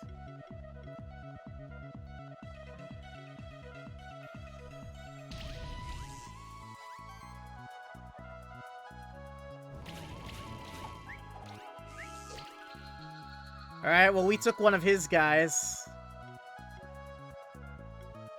Voltage here. Hey, we got poison on him. Good.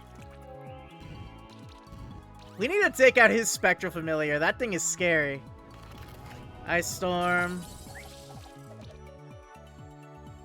Flurry of blows. Fire claws. Oh god! Yeah, we need to take this guy out, like, now. Oh my god! Look at that! It's ridiculous!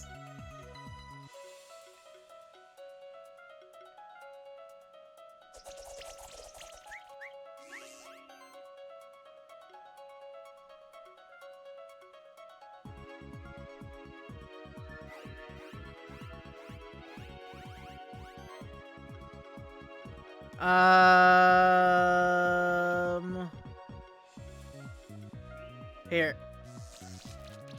Come on. That is not anywhere near enough damage to take this guy out. I have a feeling I'm gonna have to redo this fight.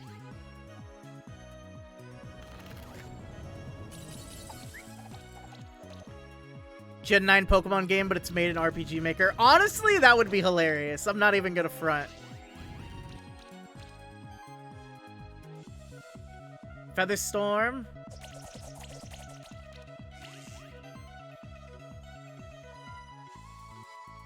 Alright, you put that there.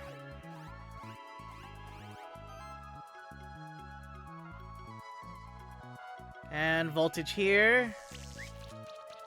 Come on, don't miss, don't miss. I need this to work.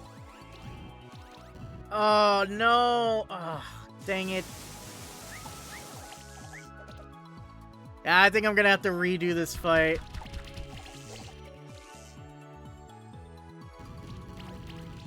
Ah, jeez.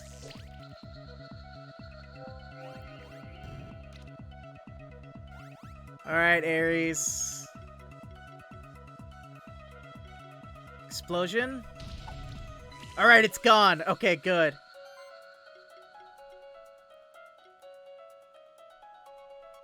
Protect here. Get at least a little bit of shield while I can.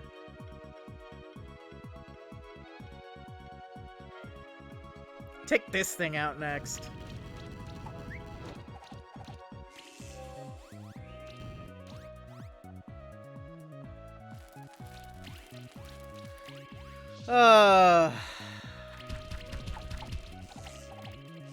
Please hit the one with shield on, please. Please and thank you.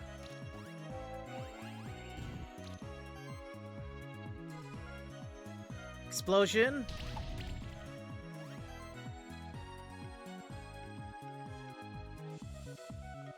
Let's see.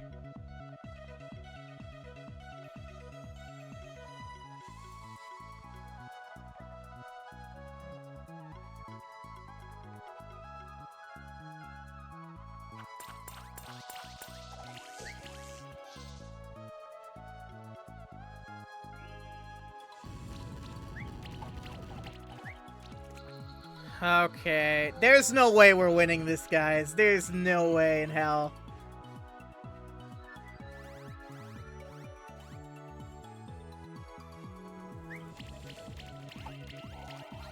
Oh, God. This isn't Pokemon. The power of friendship doesn't work here.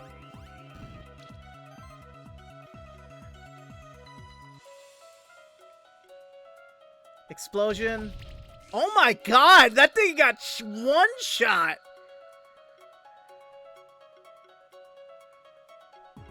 Freeze.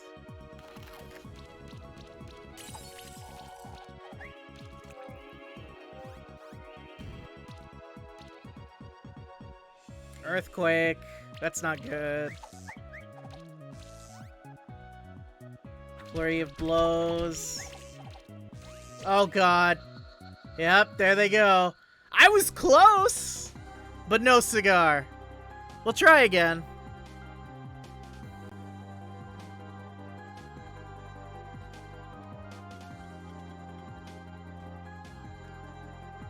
Yeah, I've already read all that. We can go ahead and start. Let's see.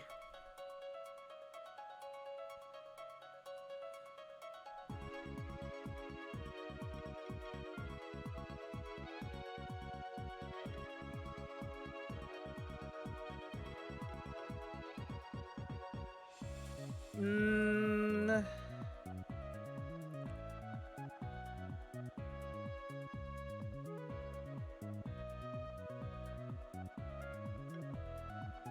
try this lineup.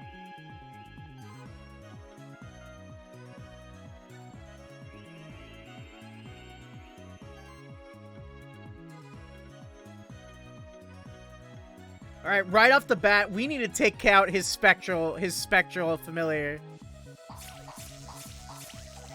There we go. That's a good amount of damage. But now he's gonna apply his buff, so this is gonna get a lot rougher.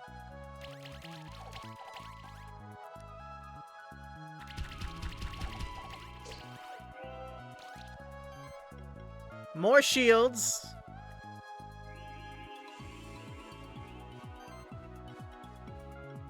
Lightning slash again.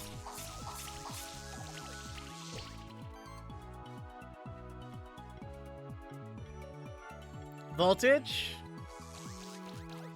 Dang it, it took the hit for him.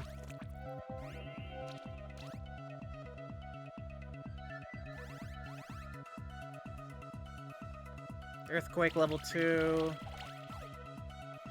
Flurry of blows.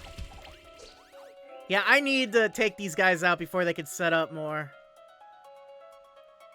Specifically the lion. That thing needs to go.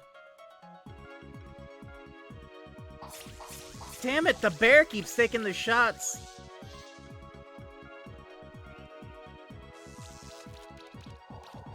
Come on. Not enough. Crap, it already applied the burns. Any games I'm looking forward to? I'm looking forward to that, the first and second Advanced Wars getting re-released soon on Switch. I never played Advanced Wars, but I like Fire Emblem, so I'm hoping that it does well, and that it lets them, like, basically restart, Advanced Wars, in the West. Also, Rune Factory 5 is coming out I think in the summer. I'm looking forward to Rune Factory 5. I played Rune Factory 4 recently, and it was good. And I was like, you know, how good can it be? Isn't it just some, like, dumb, romance simulator? Or, like, what do they call it? Like, dating, like, you get to, like, marry someone with, like, farming elements and an RPG elements. It can't be that good. And I played it and I'm like, oh, all the women are written to be really based. All the women in this game are top tier.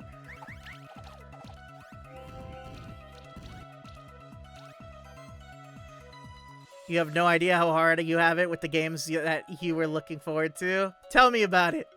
Unleash your, like, let your woes flow forth. Tell Titus how you feel.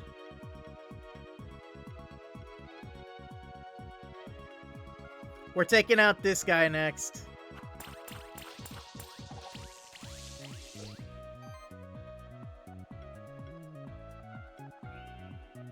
Ignite. That stupid mole bear keeps blocking all the hits. The Stalker series has been dead since 08, and an awesome bunch of FPS horror RPGs. Finally, Stalker 2 was announced. But guess what? What happened?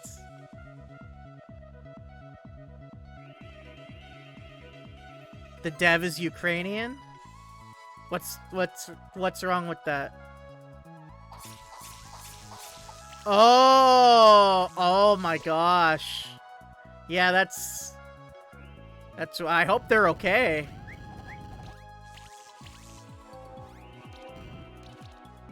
I mean, that sucks, but I mean, I would sure hope that they're safe first and foremost.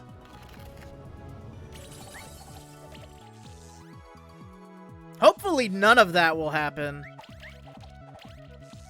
I try not to pay too much attention to those kinds of things just because I don't know, it's depressing. Like, I keep up with it, obviously. I just don't really talk about it because it's Kind of depressing.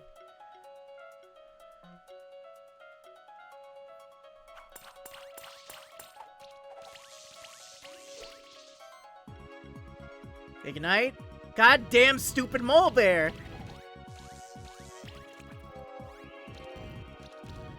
That's how Stalker fans are at the moment. Sorry to hear that, fam. I'm sorry to hear that.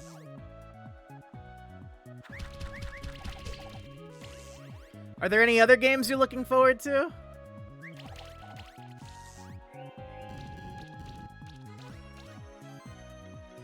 Shields.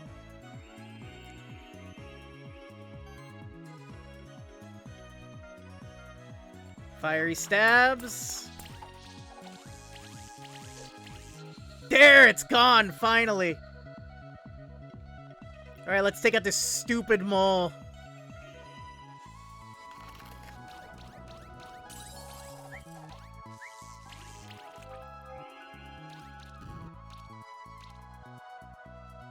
Snowveil. Ice Storm. And Earthquake. Just some indie games? Understandable. I know there are more games than that I'm excited for. I just can't think of them off the top of my head right now.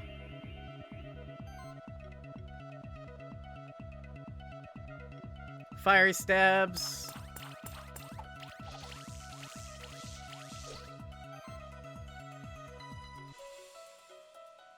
Freeze! Everybody clap your hands. Damn stupid mole bear. Horror FPS where you survive against the dinos. I actually saw that. Yeah, I don't remember what it's called, but that game looks cool. If it ends up being good when it comes out, I'll play it for sure.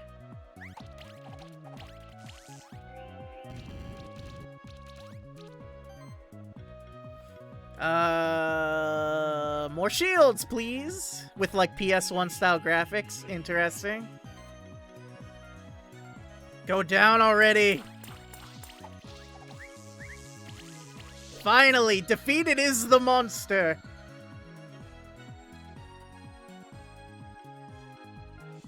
Let's take out this bird. And it's burned now. Good.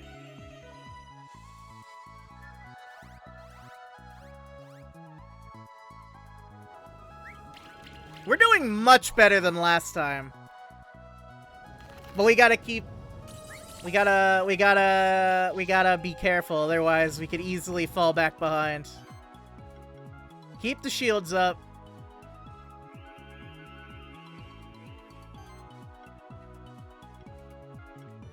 Fiery stabs.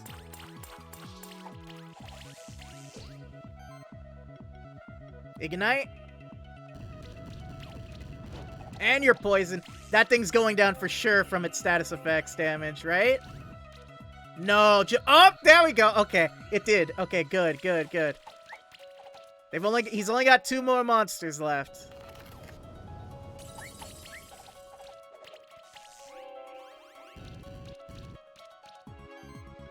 Hold the line.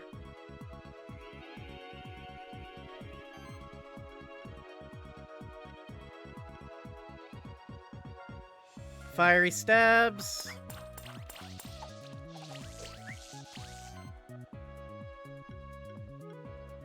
Freeze. Alright, good. It's got chill on it now. Earthquake level 2.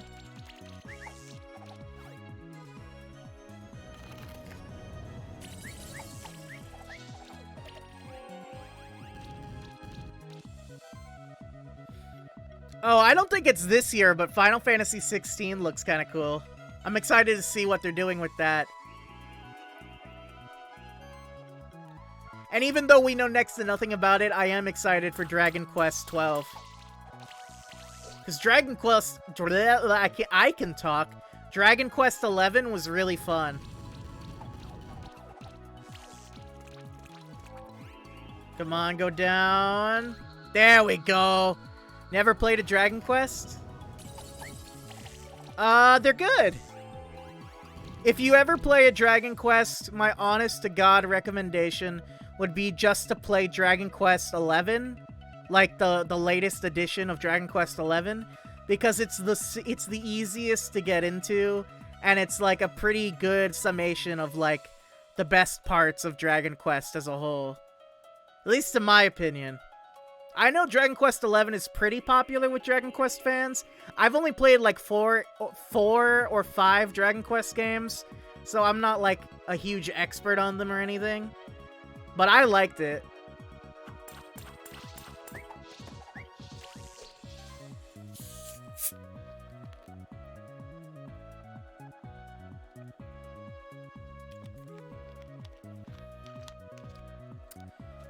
Ladies, gentlemen, and others, I accidentally just squirted water from my water bottle into my face.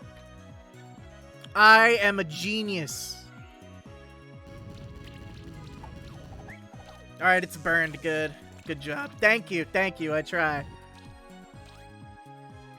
At least I didn't get it on anything important, like the mic or something. That would have sucked. I would have cried. Probably, maybe, I don't know. Actually, no, this mic is expensive. I would cry if something bad happened to this microphone. Or either that or be extremely furious. One or the other. Or both, I guess. And finish it! Hey, we got him! Nice. Not bad. Looks like you can even match me when it comes to keeper battles. Know this, though. It was just a challenge to see whether you can be my rival. If we fight again, I will not hold back anymore. What are you talking about? I, for one, tried my best to defeat Titus. Anyway, our contest to find the Key of Power is still underway. I have spotted another catacomb just west of here. The key must be inside. What a sore loser. Whatever, we beat him. Who cares?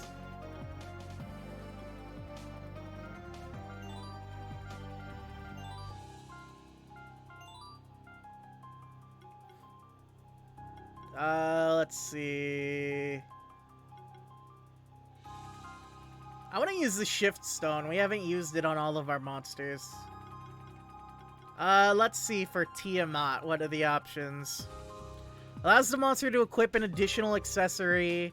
Increases defense, health, mana regeneration, critical chance, and critical damage from equipment by 15% for all allied monsters. I feel like that's objectively just better.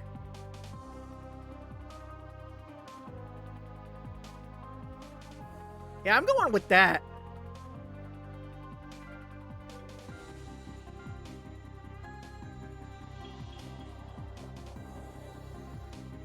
There we go.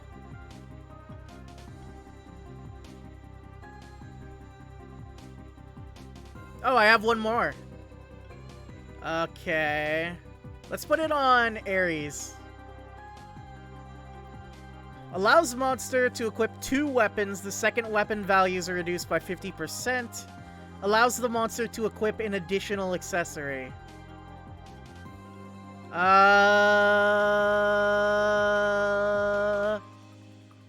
On top of getting extra equipment, its stats are slightly better, so I'm just gonna go with the light shift.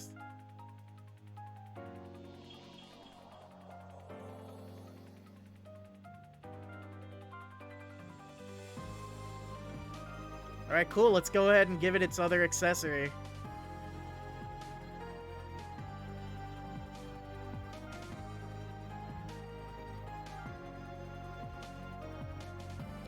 Let's give you the crit ring level 4.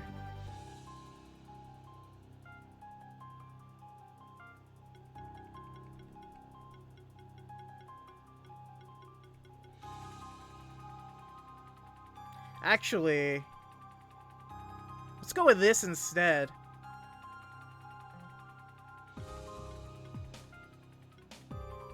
And let's give Tiamat its new skill.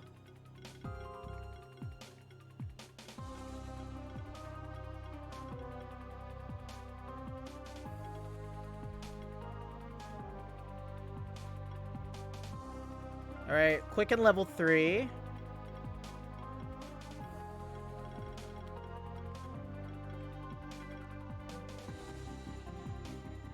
Alright.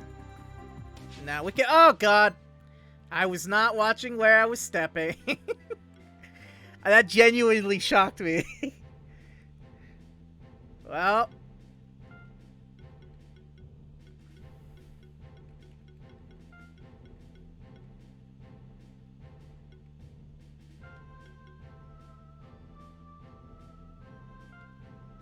He should be good.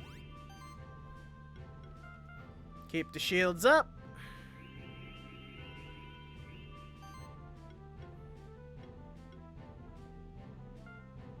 Explosion. Ignite. And it's got the burn.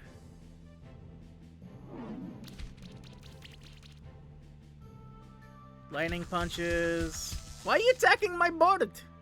Why are you attacking my board? Shoutouts to the villain from Iron Man 2. Really lame villain, but it was really funny whenever he pronounced bird as board. That was it. That's all I remember about the guy. Was that he had a cockatiel and he said board. Really memorable villain. Really memorable villain.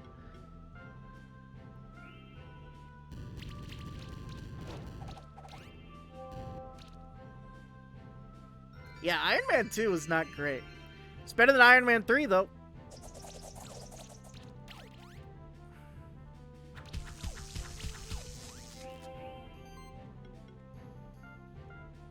Kind of like Iron Man 3, to be honest. I just feel like the villain from Iron Man 3 is, like, really forgettable. Like, I said, I think I told you, I actually posted about it on Twitter the other day. A ranking of all the MCU stuff, because I had been doing a rewatch of all the MCU stuff. Like, genuinely, just thinking about it right now, I think I remember more about Iron Man 2 than Iron Man 3.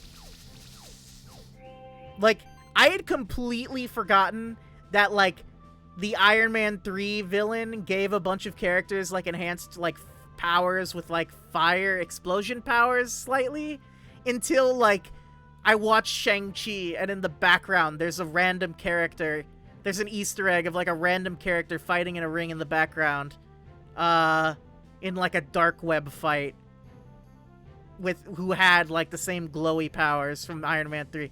I genuinely forgot that even happened until I sat there and paused that scene for a few minutes to try and remember what the hell that was that I was watching.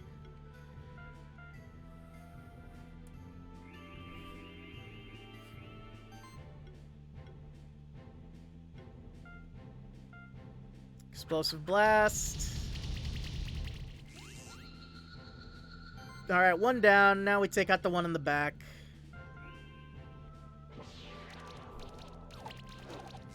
Poison.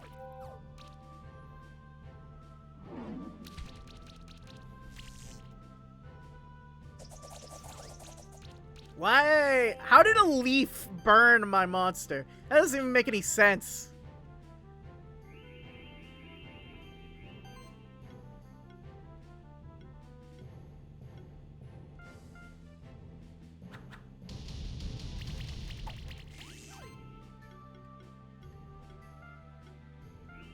Ignite.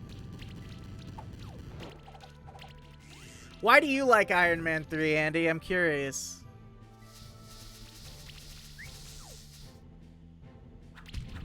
What is it about it that you like so much?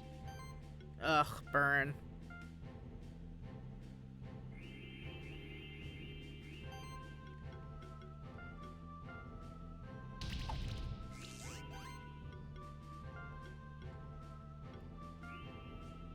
Ignite.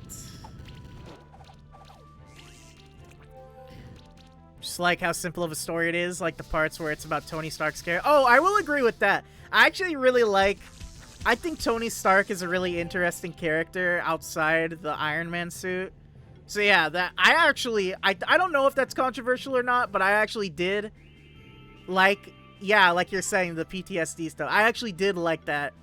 And the kid, the stuff with like the kid. I actually liked that. I thought that was pretty good. But that's probably the thing I liked the most about that movie, honestly. I didn't care for pretty much everything else.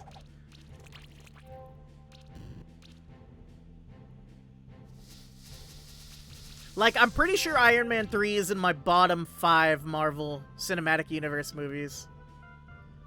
Right down there with Hulk, with Hulk and Thor: The Dark World.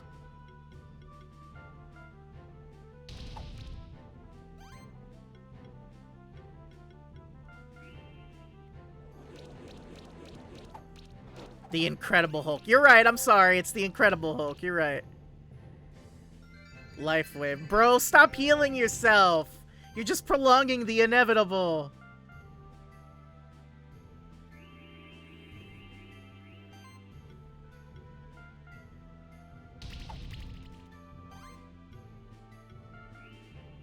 Hulk was a 2003 film that everyone forgot how weird it was. Well, I think... Oh, you're... Okay, now I get what you're saying, yeah. I've seen both the Hulk from 2003 and the, like, MCU Hulk movie. Both are weird. And I don't care for either of them.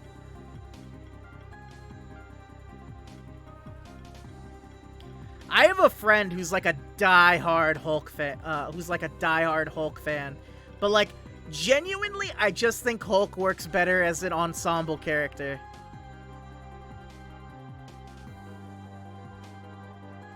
Yeah, we'll get this. Why not? Yeah, Hulk works better with other characters around, in my opinion. Unless you do, like, a Professor Hulk. Like, you do a Smart Hulk like they did in Endgame. That, I could see that working.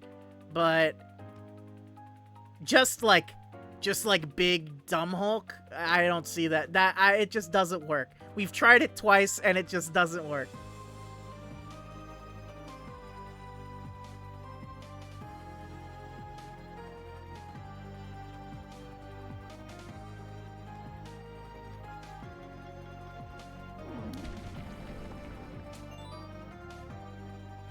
Will say the best thing a Marvel films ever did was realize that Thor could be funny. Because I like Thor Ragnarok, don't get me wrong. Thor Ragnarok is one of the better MCU movies, obviously, in my opinion. But, like, I've heard complaints from, like, big comic fans, like, fans of the actual comic books, that, like, they don't like the direction Ragnarok went, because it was, like, because it felt like Marvel was just trying to make every character, like, a slapstick comedy thing, when they don't have to be. And I kind of agree with that. Like, not everything has to be like a really sarcastic, quippy, like, reference machine. And they kind of tend to do that a lot in Marvel movies. But at the same time, it was 10 times better than what we got in the first 2 Thor movies, so... Like, sure, maybe it's not, like, ideal. But if the options are we get a goofy Thor who's, like, kind of different from how he is in the comics, then, like, the kind of dry and boring Shakespearean Thor from the first 2, I'll take the latter. Or I'll take the former. Tony Stark was a straight-laced scientist. Meanwhile, Robert Downey Jr. decided to play him differently. I think the biggest complaint... I kind of get the comic book fan complaint, though, because, like, if you like the character, how their character is in the comics, and then, like, the MCU comes along, like, for the foreseeable future, if you don't like the way they're portrayed in the MCU, you're basically screwed, because that's how that character is going to be written in the comics from now on, for, like, the foreseeable future, which I could see how that's frustrating. Like, if you're a fan of, like, independent, more mature Spider-Man, and then like he kind of degrades back into like a younger, perpetually in like less mature, more inept, younger MCU Spider-Man, and that's how they portray him in the comics from now on. Like they just revert him to that. That would get kind of frustrating. I kind of get why people don't like that change. But I mean, it's just kind of how it is, isn't it? Because Marvel cares about that marketing synergy. They can't just have the comic book characters and the movie character portrayals be different. I feel for like actual comic book reading fans. I feel bad for them, truly. They got it rough. It's not like Marvel cares about comic books though, since they make no money. True. They've been the manga industry, meanwhile, has been raking in the dough. And then it's just funny to see like a lot of people in the comic and animation industry in the West like really slam down on anime and the manga industry and like just like call them out as like problematic or say that they're dumb or whatever. Meanwhile, they're like 20 times more successful than they are. It's kind of funny. Being honest, you fully embracing the takeover of our manga overlords. I think there's a place for both. But like, I think a lot of Western media can learn a lot from Japanese media or Eastern media in general. And you know, Eastern media could, like Japanese media could learn a lot from Western stuff too, but it's not one-sided. Comic books these days are so bad, can't understand how anyone reads them. Well, the problem is just that, like, they constantly switch writers and the characters are never allowed to actually develop as characters without getting reverted back to the status quo. With mangas, even shonen manga, eventually there is an end. There is a beginning, middle, and end. Even something like One Piece that's been going on forever, I say that, but One Piece is like one of the better written manga in shonen, so that's besides. Look, you get my point. Like, something that's been going on for like 20 years has a definitive beginning, middle, and now they're getting very close to the end, according to the creator of that series. And the characters all grow and develop and change over the course of the series. But comic books? Spider-Man has been around since the 50s or something, and he is like not changed. He's like, every time he makes a major change, they revert him back to status quo. And then a bunch of different writers take over the role of writing, so everyone writes him differently, or some people will forget aspects of canon, so like just weird loopholes and like plot holes will happen in the stories. It's a mess. It's an absolute mess. Hope manga stays weird and foreign and never changes, and the West has zero influence on them. If you just start at chapter 1 with manga, while with comic books, there's so many continuities and alternate universes and spin-offs. Yeah.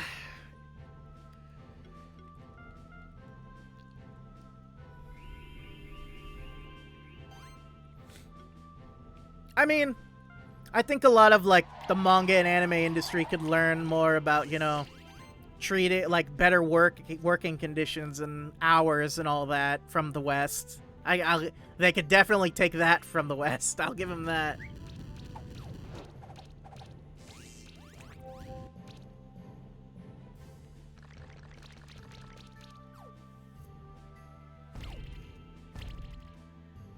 Yeah, how manga's bad for the market, meanwhile it outsells them like crazy. Shoutouts to Demon Slayer, by the way. Shoutouts to Demon Slayer.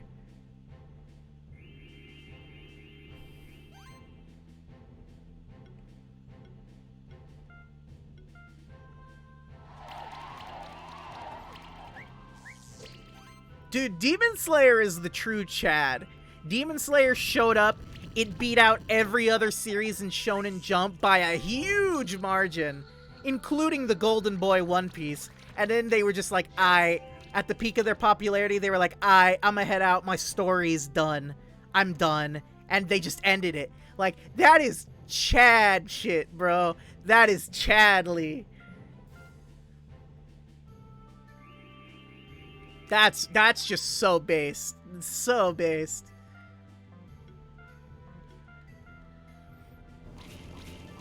Although, you like how many mangas are just written by tiny independent creators? So it allows for so many niche communities and genres. Demon Slayer outselling everything in the West alone. Demon Slayer outsold everything in the East. It just, like, dominated everything. It was insanity.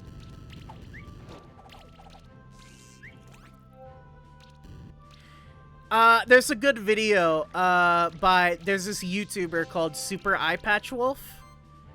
He makes a yearly videos about, like, analyzing, like, the Shonen Jump magazine series, and, like, how they've been doing in the past year in terms of sales and ranking and which ones have been canceled or ended or whatever.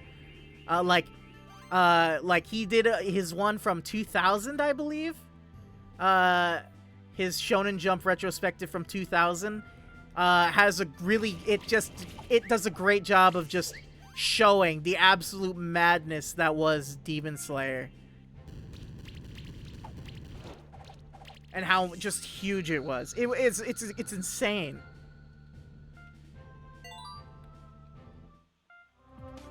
You love to see it, yeah.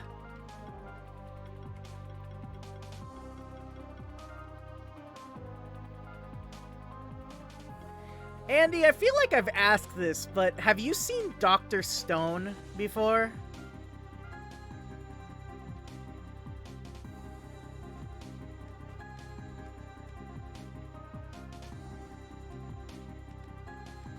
Or have we talked about this before? The Shonen series, Dr. Stone?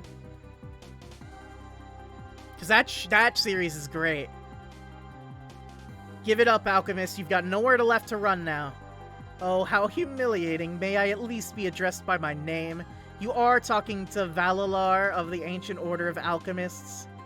Hey, Titus. This alchemist ambushed me and challenged me to a keeper duel, probably hoping to steal my spectral familiar.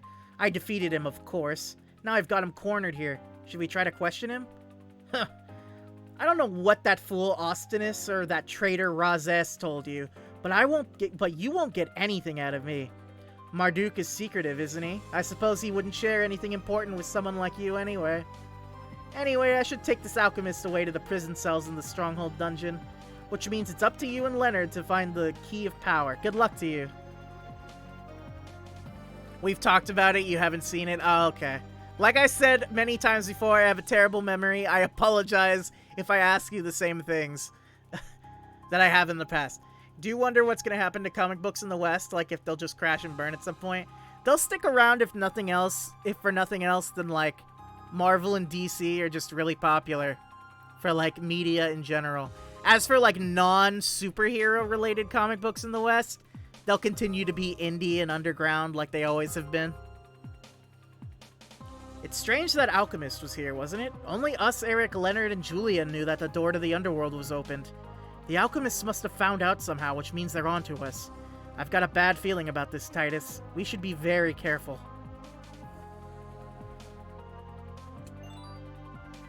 Big potion.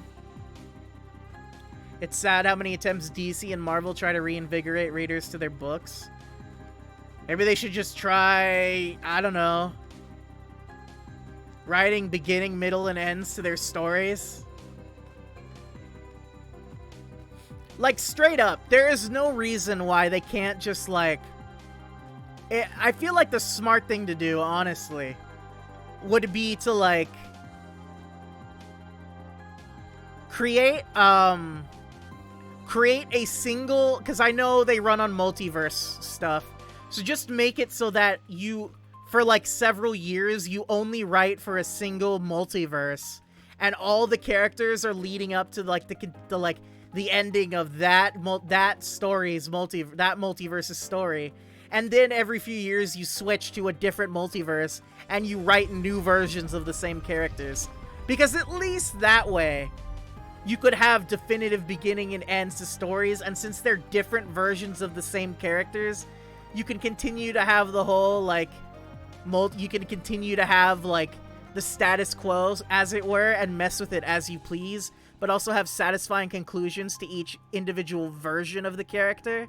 Whereas right now, it's just like an event happens, then they like pretend it never happened or retcon stuff, and then they have another event happen to the same characters in the same universe, etc., forever and ever. Like, you know what I mean? I just feel like it would have made a lot more sense to do it. I know it was kind of controversial, but when they made Superboy bi, journalists spun it as this brave new take on the character that was creating controversy. Meanwhile, everyone from a mile away could see how transparent it was that DC just wanted someone to talk about their Superboy series, a comic that no one was reading and was planned for cancellation. I don't keep super up to date with comic books, like in terms of sales and stuff, so I'll take your word for it.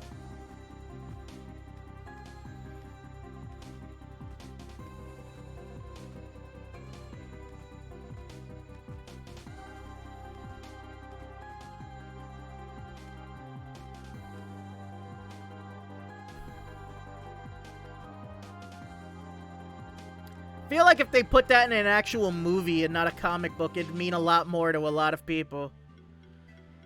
Oh man, I accidentally started another battle. Whoops. Best-selling comic books these days. Think barely break 100,000 sales. That is rough. That is absolutely rough. And those are the best-selling ones, man. Look, all I'm saying is I think it's kind of sad when, like, the most interested I've been in Western comic books in years is that, ever since Hasbro bought out Power Rangers, they've had this, like, line of Power Rangers comics that have been actually pretty good from what I heard. And, like, I kind of want to read them. I think that's kind of sad, that the best comic books right now that I'm interested in are freaking Power Rangers. I just, like... How bad do Marvel and DC gotta mess up that I'm more interested in the comic books about, like, the like, colorful spandex characters? You know, like, fighting, you know what I mean? Like, big rubber monsters, you know what I mean? I mean, I like Power Rangers unironically, but you get what I mean.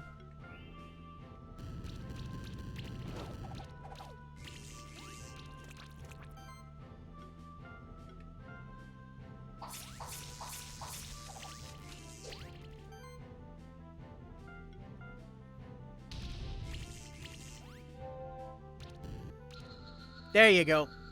Honestly, the problem with the Western comic books is the mainstream comic writers are just bad at writing, so no one's interested in. Yeah. It's rough out there. Pour one out for the comic book fans in the audience.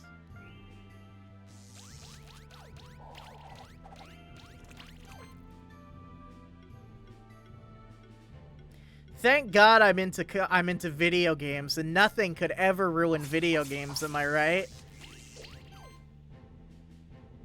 Ha ha ha ha. No one with a high position of power in the video game industry could ever purposely do stupid things, right? DC and Marvel bring on these brand new writers for cheap. Those writers add in their weird self-inserts. Interesting.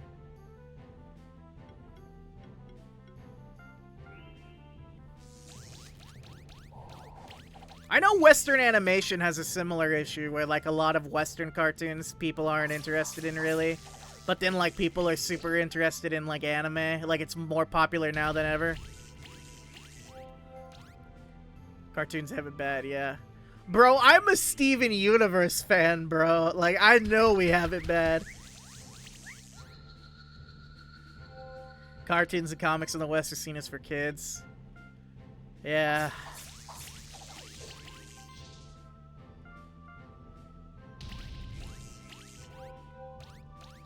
Man, Steven Universe Future was disappointing. I know a lot of people liked it, but I thought it was super disappointing. They should have just stopped with the movie. The movie was a perfect ending point.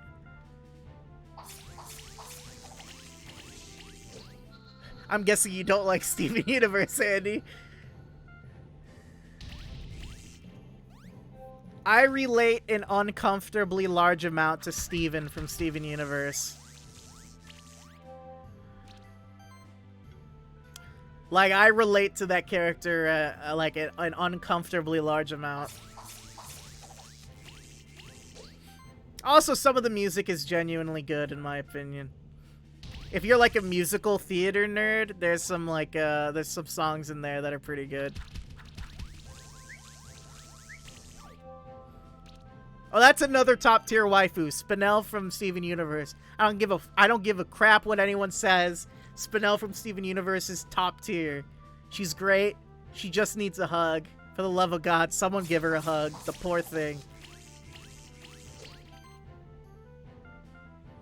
Maybe it's just because of the fan base and how toxic they are. I try to not let the fan base of things ruin my opinion of series. But yeah, the Steven Universe fandom is, it's had a lot of issues.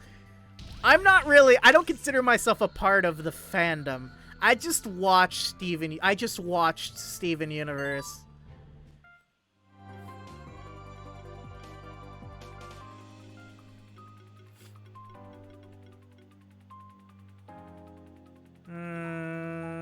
Let's go with you.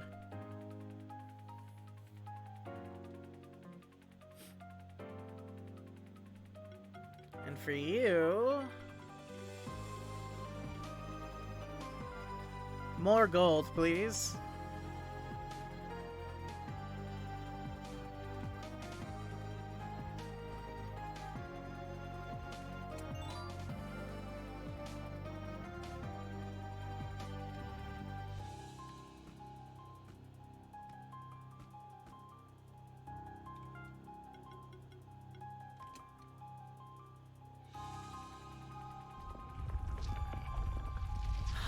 That's the opposite of what I should be doing, I think.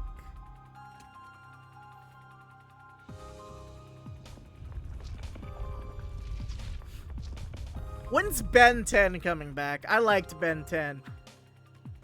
And I don't mean like the new Ben 10 they have. I mean like the old Ben 10. Not the weird like Flash cartoon version they have now.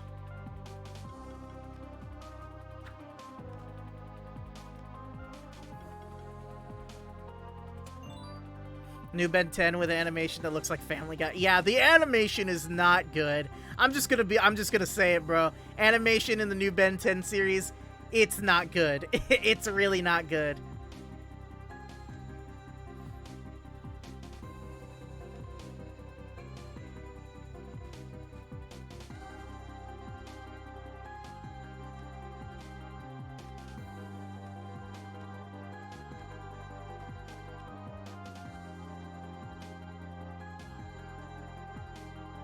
That's blocked off.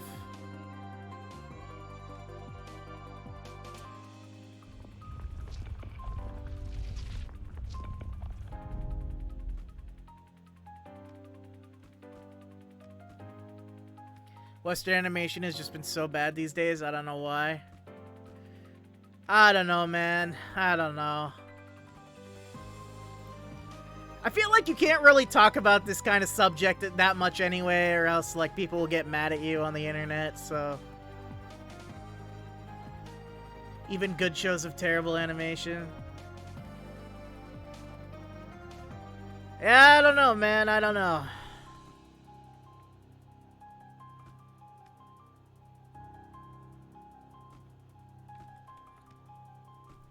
At least Primal is good.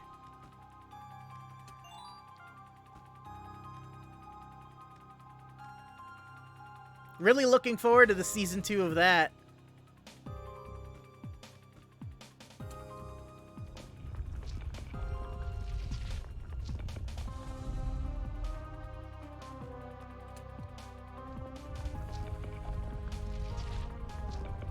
What's through here before I do that? Oh, a treasure chest. Okay. All that George Lucas money, Clone Wars still holds up. Yeah, the animation on those Clone Wars shows are always pretty good. But like you said, they have Star Wars money.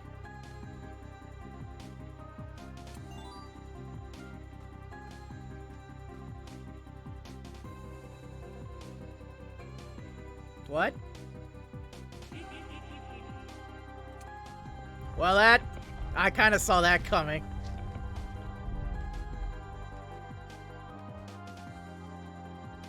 Crap. Except Rebels, that show was bad. What's wrong with Rebels? What's wrong with Rebels?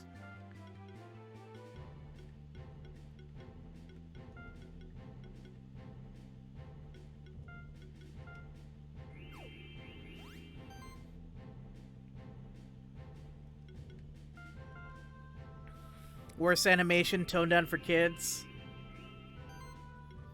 Well, to be fair, it was literally made to be a kid's show, wasn't it?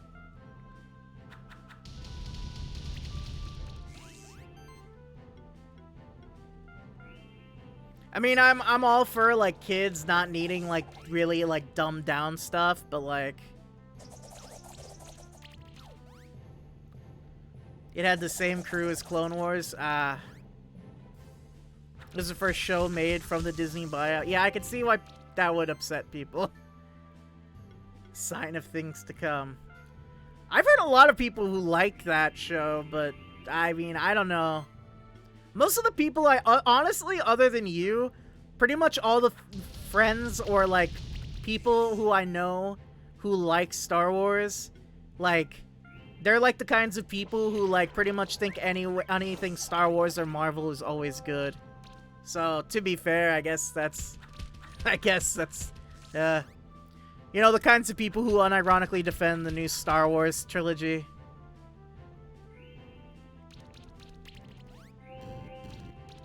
Was that a Mega Man reference? The Leaf Shield? Was that a Mega Man reference?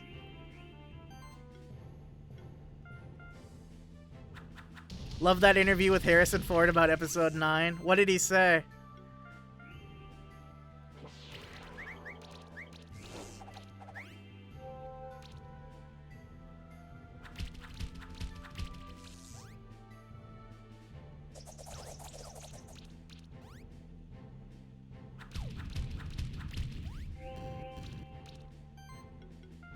More shields!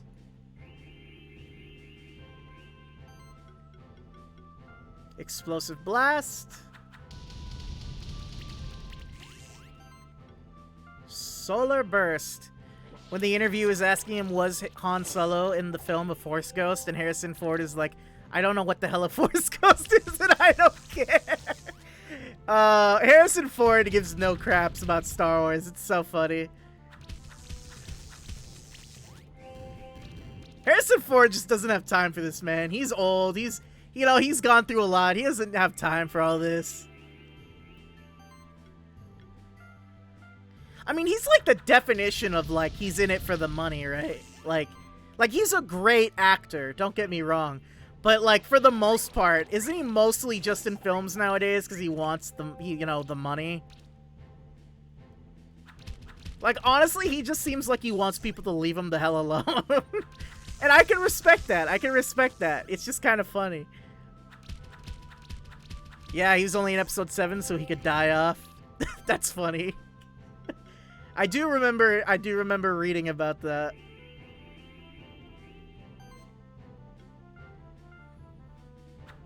At least he's always got Indiana Jones to fall back on. I heard they're making a new Indiana Jones with him.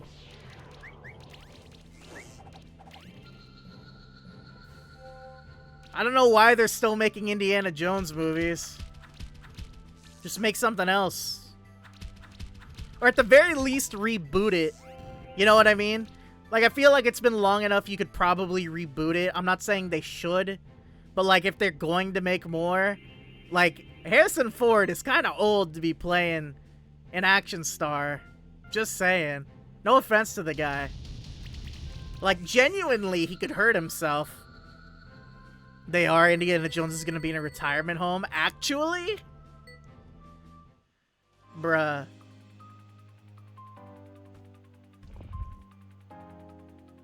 No, that was another joke. Okay. Listen, man. Sarcasm doesn't translate well on the internet.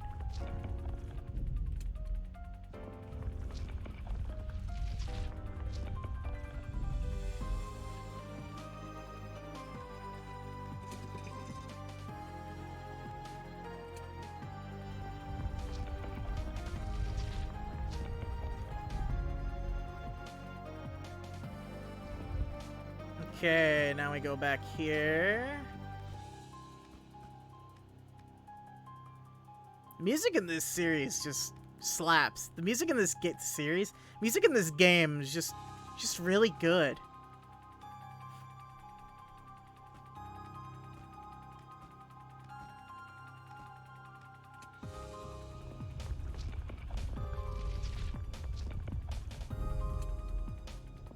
Indiana Jones and the Secret of Bingo Night. The secret is that, yeah, I don't know. I couldn't think of a funny joke. Ignore me.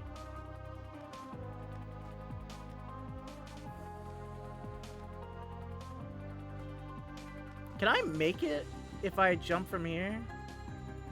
No, I'm short. Okay.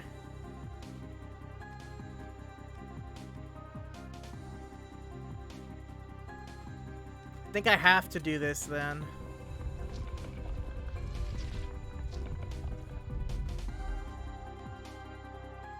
That's closed off. So we go back this. Ah, I don't want to fight. No, I don't want to fight. Ugh. This is the one major flaw of this game, is that they force you to fight when you don't want to. There's no reason I shouldn't be able to at least attempt to run away.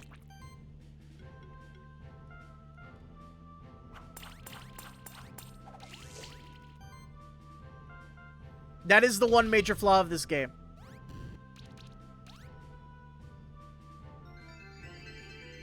Oh my god, stop healing, bro. I just want to get out of this fight, bro.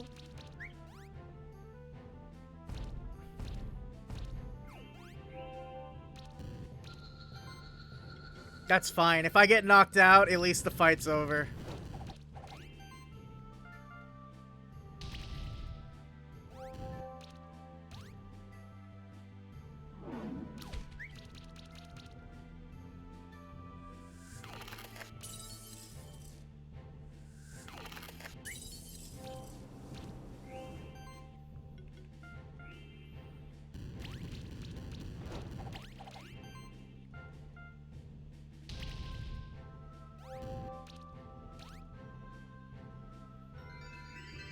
Oh my god.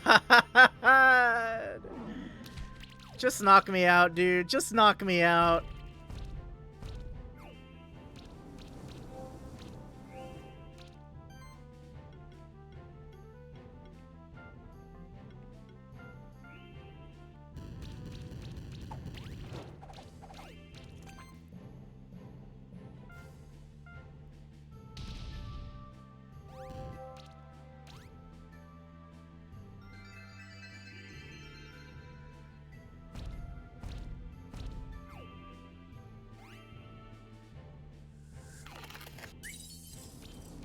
Just do it!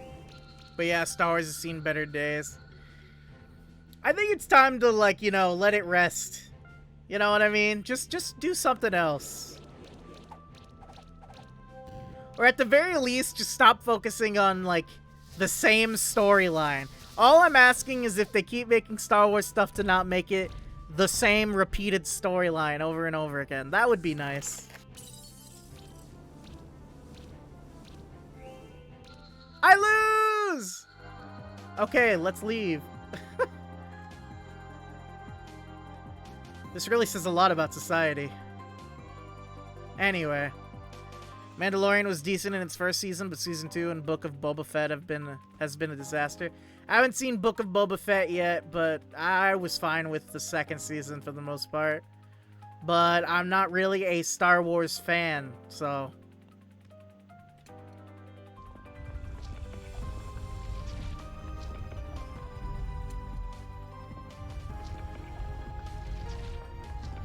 Just like there are plenty of people who are like, wow, Pokemon Let's Go is really good, and I think it's garbage. I'm sure there are probably plenty of people who feel that way about my opinion on The Mandalorian, probably, so... Though from what I've heard, it's very popular, so I don't know.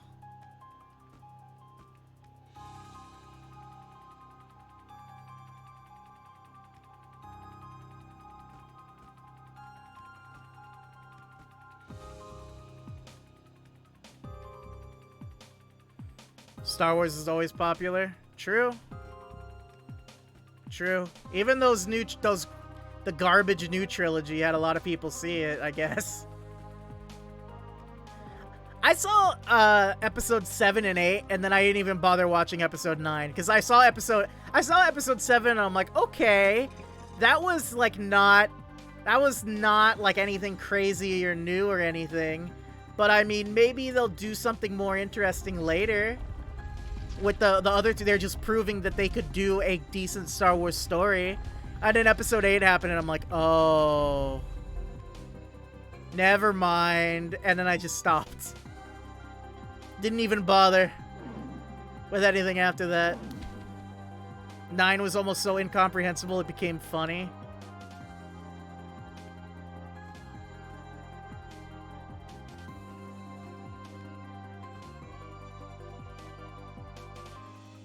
Where do I even go from here?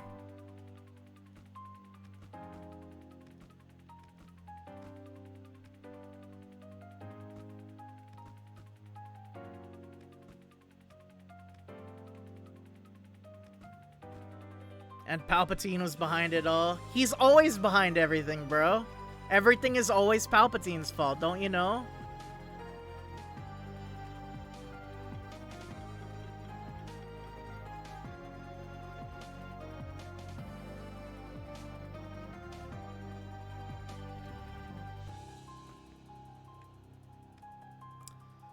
Is he gonna come back if they make a sequel trilogy to the sequel trilogy? Probably.